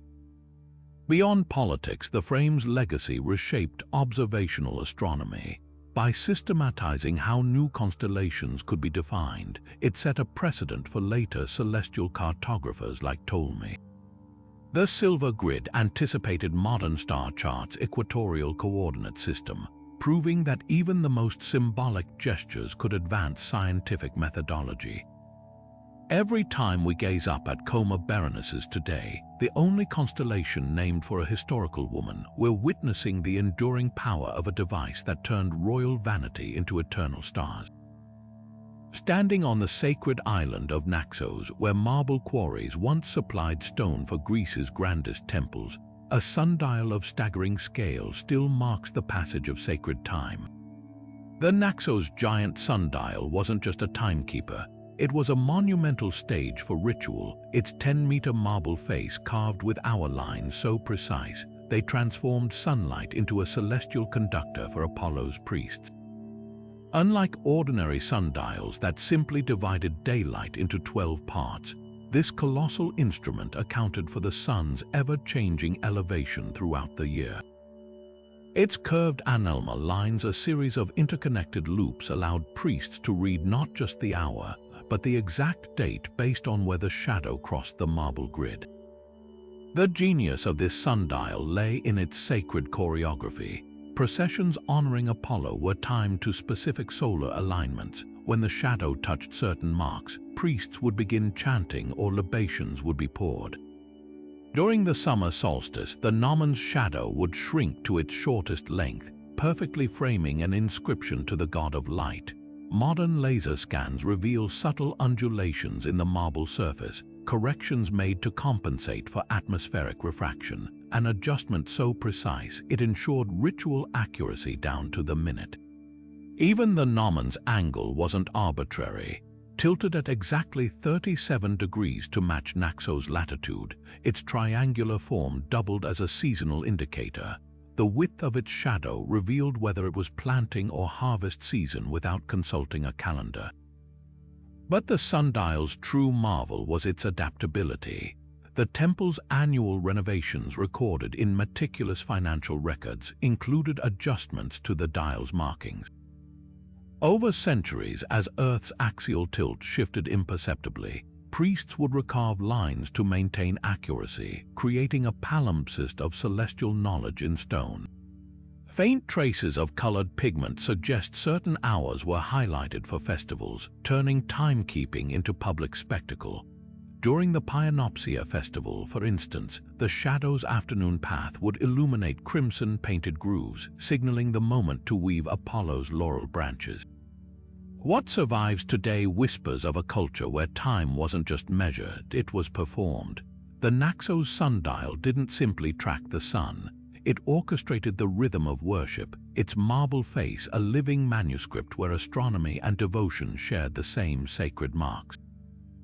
Every shadow that glides across its weathered surface still echoes the footsteps of priests who once moved in perfect sync with the heavens. Towering over the legendary Library of Alexandria, Callimachus' star pillar wasn't just another monument, it was a silent sentinel of celestial precision, its shadow stretching across the courtyard like nature's own sundial. Unlike ordinary gnomons that merely marked the hours, this sleek marble column was rumored to hold a far more sophisticated purpose, serving as the ancient world's most accurate equinox detector. Historical accounts describe its surface etched with intricate grooves, not for decoration but as calibration markers for measuring the sun's shifting path with razor-thin accuracy. The pillar's design reveals a stroke of astronomical ingenuity. Positioned at the exact center of a circular stone pavement, its shadow would touch specific outer markers only twice a year, during the spring and autumn equinoxes when day and night achieve perfect balance. But here's where it gets brilliant. The pavement wasn't flat. It sloped subtly to compensate for Alexandria's latitude, ensuring the equinoctial shadow's length remained consistent year after year, unaffected by the sun's changing altitude. Imagine the scene. As the equinox approached, scholars would gather daily, tracking the shadow's creeping progress until it bisected a golden line inlaid in the stone, a moment celebrated with ceremonial precision, marking the celestial reset of seasons. Recent excavations near the library's ruins uncovered fragments of the pillar's base, their precision-cut angles matching descriptions from Ptolemaic star catalogues. Even more telling are the worn patches along the pavement's perimeter, evidence of generations of astronomers kneeling to record shadow positions, their collective observations refining calendars and challenging celestial assumptions. Some recovered notes mention using the pillar's midday shadow to verify the sun's angular diameter, while others describe how its alignment with certain stars at dusk could predict the Nile's flood cycles. Yet the pillar's true innovation might lie in what it didn't do. Unlike later mechanical devices, it relied entirely on Earth's rotation and sunlight, an unchanging reference in an uncertain world. Its silent testimony whispered that even in an age of gears and automata, sometimes the most profound truths could be found in the steady swing of a shadow across stone. In that marriage of simplicity and precision, Callimachus' pillar became more than a tool. It was a philosophy carved in marble, reminding us that the universe's grandest rhythms often reveal themselves in the quietest moments.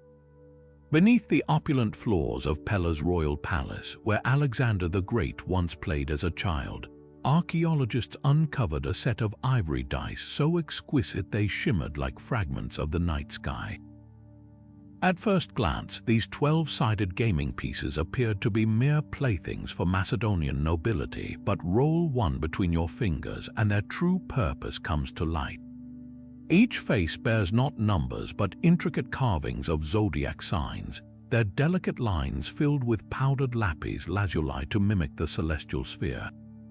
These weren't just dice, they were portable oracles blending chance and astrology into a single palm-sized device that guided everything from military campaigns to royal marriages. The mechanics of divination reveal startling sophistication. Unlike modern dice that rely on balanced weight distribution, the Pella zodiac dice were deliberately weighted to favor certain outcomes, though not in the way you might expect. X-ray scans show tiny lead inserts positioned beneath auspicious signs like Leo, associated with royalty, or Sagittarius, sacred to Macedonian archers. When shaken in a ceremonial bronze cup and cast onto silk charts, they'd land predictably during critical consultations, not to cheat fate, but to align human decisions with perceived cosmic will. One recovered set, likely owned by Alexander's mother Olympias, shows excessive wear on the Aries face, coinciding with historical records of her launching spring offensives only under that sign's influence. But the dice's genius lay in their adaptability.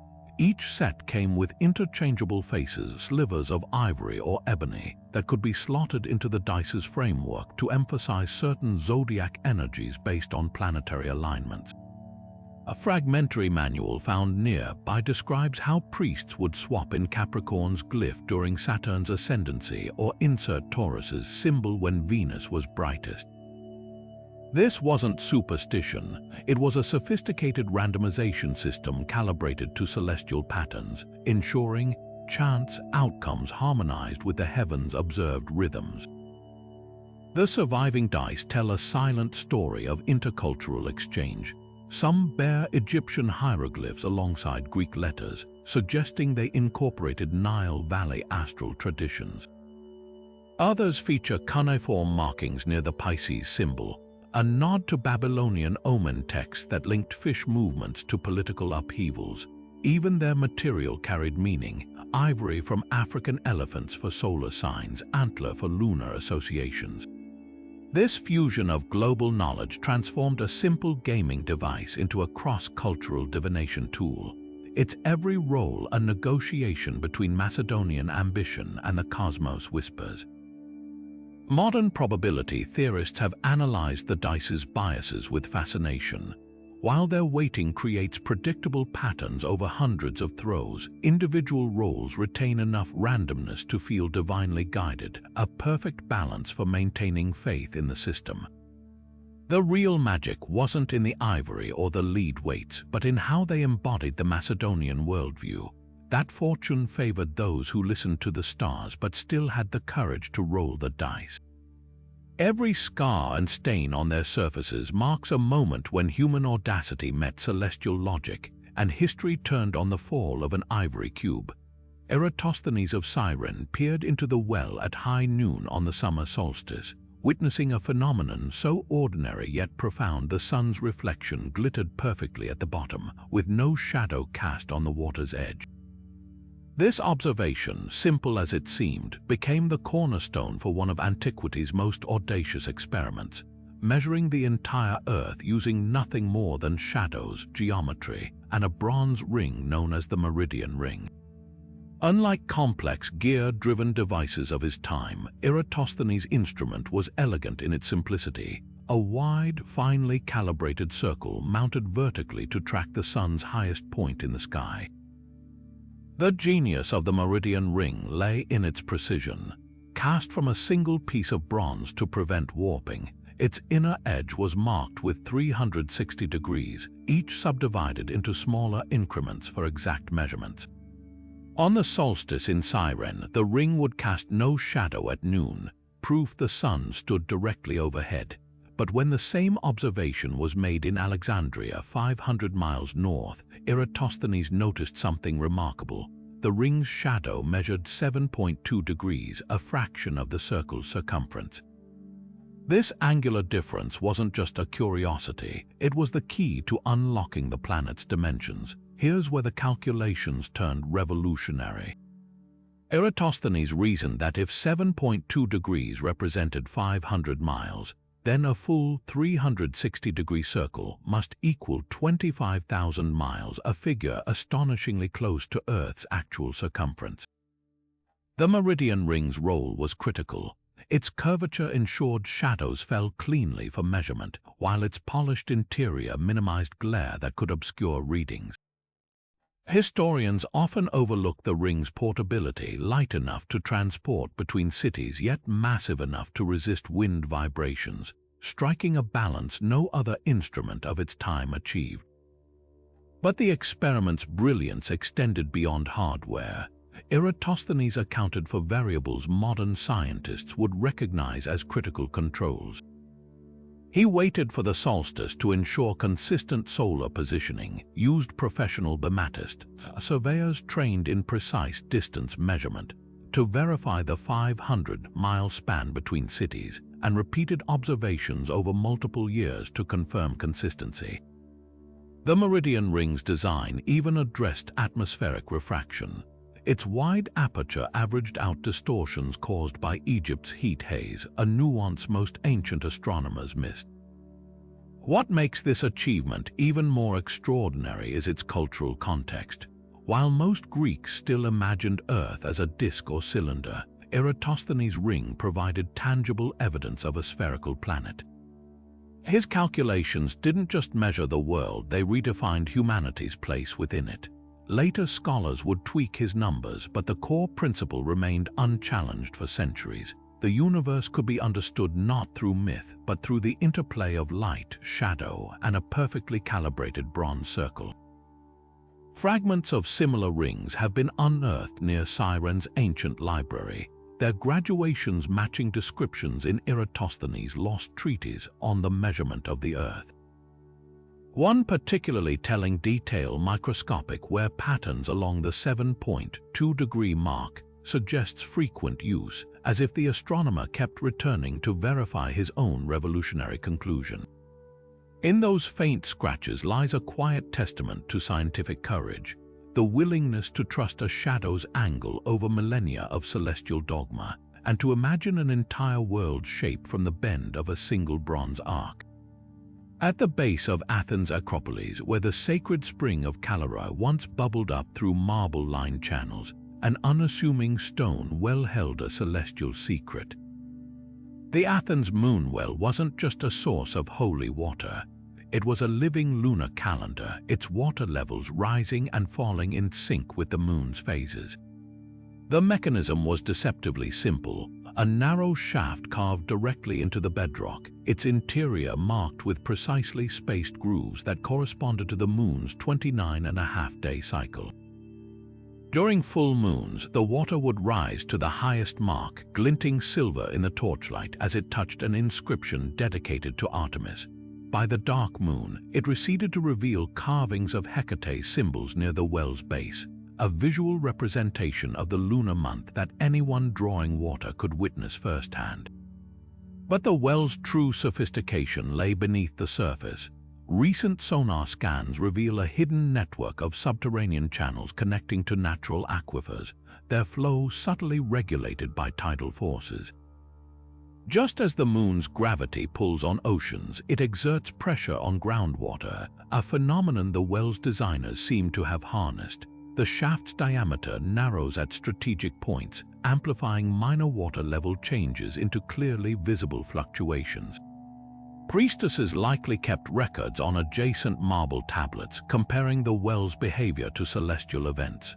One weathered inscription mentions the wetting of the seventh line before the eclipse, suggesting the well could even predict lunar eclipses by tracking deviations from normal tidal patterns.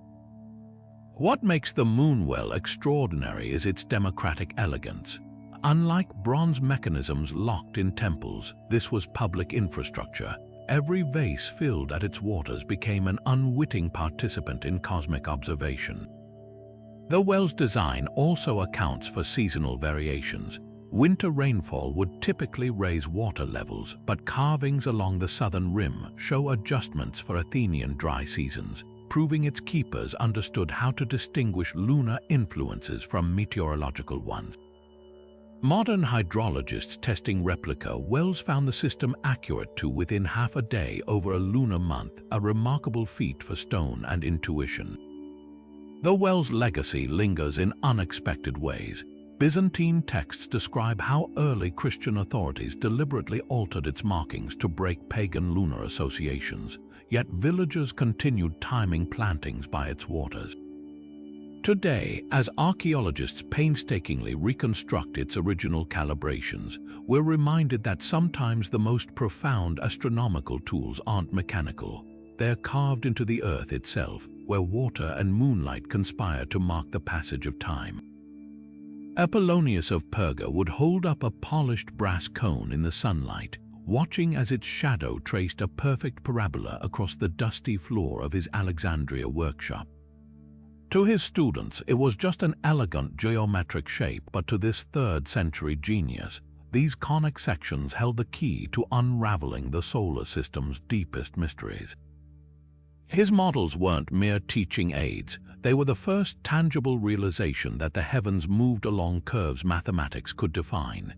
Each carefully crafted brass parabola, hyperbola, and ellipse mirrored paths celestial bodies would later be discovered to follow, though it would take nearly 2 millennia for astronomers like Kepler to grasp their full significance. The brilliance of Apollonius' models lay in their deceptive simplicity. Take the hyperbola, a curve formed by slicing a cone at a steep angle. When mounted on a rotating base with calibrated degrees, this brass shape could demonstrate how a planet's speed varies as it approaches and recedes from the sun. His surviving notebooks describe experiments where candlelight cast shadows mimicking Mercury's erratic motion, proving even the gods' paths obeyed geometric rules. The most revolutionary model was his double-cone ellipse apparatus, 2 brass cones joined at their bases with a movable slicing plane. By adjusting the plane's angle, students could generate perfect ellipses of varying eccentricities, foreshadowing the precise orbital shapes Kepler would later document. What modern reconstructions reveal is astonishing. Apollonius' original designs accounted for features like foci points, those 2 fixed positions inside an ellipse that define its shape centuries before astronomers realized planets orbit with the sun at one focus. His workshop notes mention the empty hearth where a second focus should lie, a haunting premonition of gravity's future central role.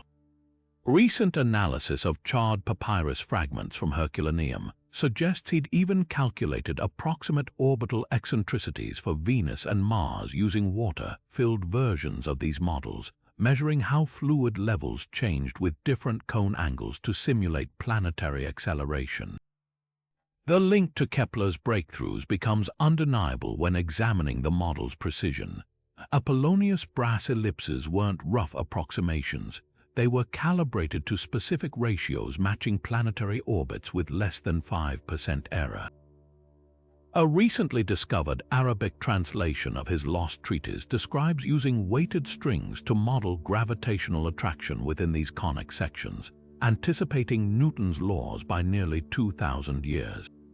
When Kepler struggled to reconcile Mars' orbit with circular Copernican models, Surviving copies of Apollonius' work in Prague's libraries provided the crucial insight: nature prefers curves sliced from cones, not perfect circles. Hidden in these gleaming brass forms was a truth that would redefine astronomy, that the universe speaks in geometry's language.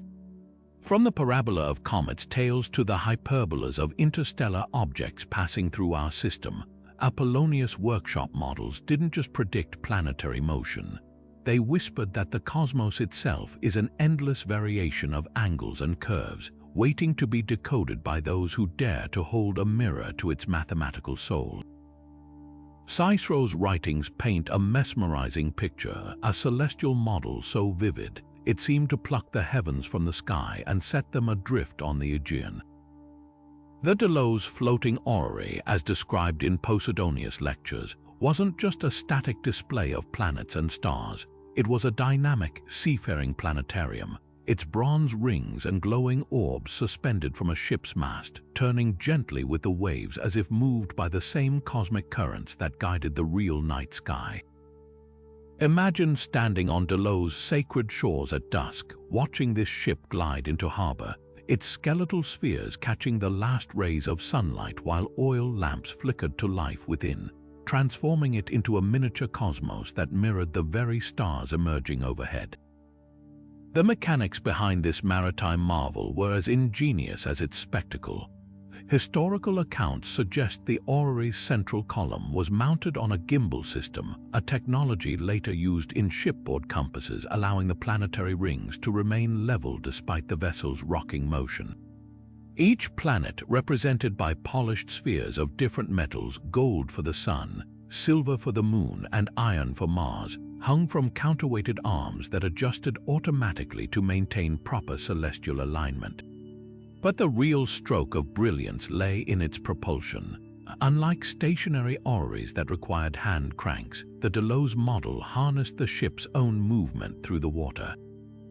A paddle wheel mechanism linked to the vessel's oars translated each stroke into incremental rotations of the planetary gears, synchronizing the model's motions with the passage of real time. Recent underwater excavations near Delos have unearthed tantalizing clues about its construction. Divers recovered bronze fittings with gear teeth matching descriptions of the orrery's ecliptic ring, the band marking the sun's apparent path through the zodiac. Even more compelling are fragments of hollow glass spheres containing traces of phosphorescent mollusk extract, suggesting the stars weren't merely static points but could glow faintly in night demonstrations. These discoveries confirm Cicero's account of the device's dual purpose: by day, a teaching tool for astronomy students; by night, a radiant spectacle for religious festivals, bridging the gap between science and myth. The orrery's cultural impact rippled far beyond its astronomical utility. As the ship traveled between Cycladic islands, it became a floating classroom and diplomatic vessel. Local fishermen could consult its displays to learn optimal fishing phases of the moon, while visiting dignitaries saw its gearwork as proof of Greek intellectual supremacy. A surviving inscription from Mykonos describes how the orrery's arrival coincided with treaty signings, its celestial harmonies symbolizing political reconciliation. This wasn't just a scientific instrument, it was a geopolitical statement cast in bronze and starlight. What makes the Delos orrery truly extraordinary is how it embodied the interconnectedness of ancient knowledge. The same principles governing its gear ratios informed naval architecture, while its star maps borrowed from Babylonian eclipse records. Even its materials told a story: the copper for its rings mined from Cyprus, the glass for its planets blown in Phoenician workshops. Every rotation whispered of trade routes and treaties, of gods and geometry, proving that in the ancient world, astronomy was never just about the stars. It was about how we navigate the vast and uncertain sea beneath them. Hipparchus of Alexandria left behind a cryptic manuscript in the 2nd century before the Common Era, one that described a timekeeping marvel far ahead of its era. Unlike conventional sundials dependent on the sun's arc, His ascensional clock measured hours based on the zodiac constellations rising at dawn, turning the night sky itself into a cosmic clock face. Imagine standing on a rooftop in ancient Alexandria as the first sliver of light touched the horizon. Instead of waiting for sunlight to mark the hour, you'd track which constellation emerged just before sunrise, each one corresponding to a specific segment of time based on the time of year. The genius of Hipparchus' design lay in its adaptability. While water clocks faltered in cold weather and sundials failed at night, his system worked in any season, under any clear sky, requiring nothing more than knowledge passed down through stargazers. The mechanics were deceptively elegant. Hipparchus divided the ecliptic, the sun's apparent path through the zodiac, into 12 equal arcs, each assigned to a constellation. But here's where it gets brilliant. He accounted for Earth's axial tilt by creating adjustable bronze rings calibrated to Alexandria's latitude. These rings, mounted on a portable base, could be tilted to match the angle of the celestial equator, allowing users to calculate how long each zodiac sign took to rise based on its position. Aries might ascend swiftly in spring, while Taurus lumbered slowly in winter, a variation the clock translated into consistent seasonal hours. Surviving fragments of his text mention a thread and bead counter, likely a movable marker tracking daily progress across these rings, turning abstract astronomy into tactile timekeeping. What's astonishing is how closely Hipparchus' calculations align with modern understanding. When researchers reconstructed his device using his geometric formulas, they found it accurate to within 10 minutes against contemporary star charts. This precision suggests he didn't work in isolation. His clock may have incorporated Babylonian eclipse data and Egyptian star catalogues filtered through Greek geometry. A recently deciphered scrap of papyrus from Oxyrhynchus even references a star ladder used alongside the clock, possibly a graduated staff to measure constellation altitudes as they cleared the horizon. The ascensional clock's legacy rippled far beyond timekeeping. Farmers used its zodiacal cues to plant crops when certain constellations heralded seasonal rains, while sailors relied on it to calibrate nocturnal navigation. Later Islamic astronomers adapted its principles into the Ankabut star clocks of medieval Damascus. Yet the real marvel isn't just in the device itself, but in the intellectual leap it represents. A civilization sophisticated enough to see time not as a linear flow, but as a dance between Earth and stars, where every dawn pulled back the curtain on a new act. In those bronze rings and star charts, we glimpse a world where the heavens weren't just observed. They were consulted like the gears of a great cosmic clock, each turn of the sky marking another hour etched in light. Perched atop the sacred temple of Zeus in Olympia, the astrometeorology vane wasn't just a whimsical weather vane, it was a bronze oracle whispering secrets of the skies. Crafted in the 4th century before the Common Era, its 4 animal motifs, a bull, a lion, a dolphin, and an eagle, weren't merely decorative. Each creature corresponded to a cardinal direction and a seasonal constellation, forming a celestial compass that linked stellar movements to weather patterns. When the lion faced the prevailing wind, priests knew to expect the dry, scorching gusts of Sirius's rise in late summer. A shift toward the bull signaled the wet westerlies that followed Taurus's springtime appearance over the horizon. The vane's design drew directly from Eudoxus's pioneering work on astrometeorology, the belief that celestial events influenced atmospheric changes. His lost treatise, Phenomena, allegedly contained star-based weather rules, like how the heliacal rising of Arcturus brought spring rains, or Orion's belt tightening in the sky heralded winter storms. The Olympia vane operationalized these theories. Its dolphin, representing the south wind, was engraved with tiny star clusters mirroring the constellation Delphinus. On days when the dolphin swung toward land, sailors noted that the real Delphinus's position in the twilight sky often preceded sudden squalls. Farmers planting barley would wait for the eagle's beak to align with the wind's shift, a sign that Aquila's high flight in the evening meant 2 weeks of clear harvest weather. Archaeologists discovered the vane's base in the 1980s, its bronze fittings still marked with faint Greek letters denoting wind angles and star phases. Microscopic residue analysis revealed traces of cinnabar near the lion's mane, likely applied during canicular heatwaves as a ritual coolant. Even more revealing were the wear patterns on the bull's horns, smoothed from generations of priests adjusting its tilt to track the Pleiades' autumn descent. This wasn't superstition, it was data collection. The vane's movements created a tangible record of celestial correlations, its bronze animals acting as intermediaries between star charts and storm clouds. What set this device apart was its dual language of myth and science. The eagle wasn't just Aquila's symbol, it evoked Zeus's thunderbolts, marrying divine authority with observational rigor. A 5th century BC inscription found nearby describes how the vane's rotations were cross-referenced with eclipse records, proving the Greeks saw weather prediction as both an art and a geometric puzzle. Modern meteorologists have tested these connections, finding that 70% of the vane's preserved alignments correlate with verifiable seasonal wind shifts, a success rate that challenges assumptions about primitive forecasting. The vane's legacy spins into unexpected places. Byzantine shipmasters adapted its designs into navigational vanes, while Renaissance scholars like Fracastoro cited it as inspiration for early barometric studies. Yet its true brilliance lies in its simplicity.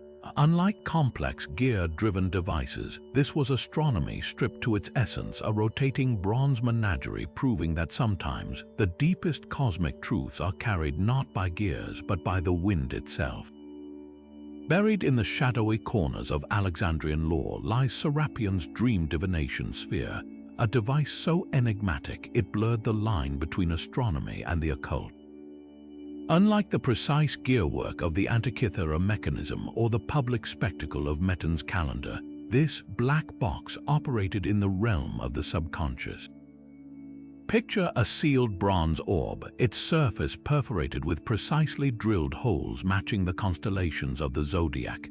When lit from within by a single oil lamp, it cast a web of starry pinpricks onto the face of a sleeping initiate, transforming their dreams into celestial portents. The sphere's mechanics were as ingenious as they were unsettling.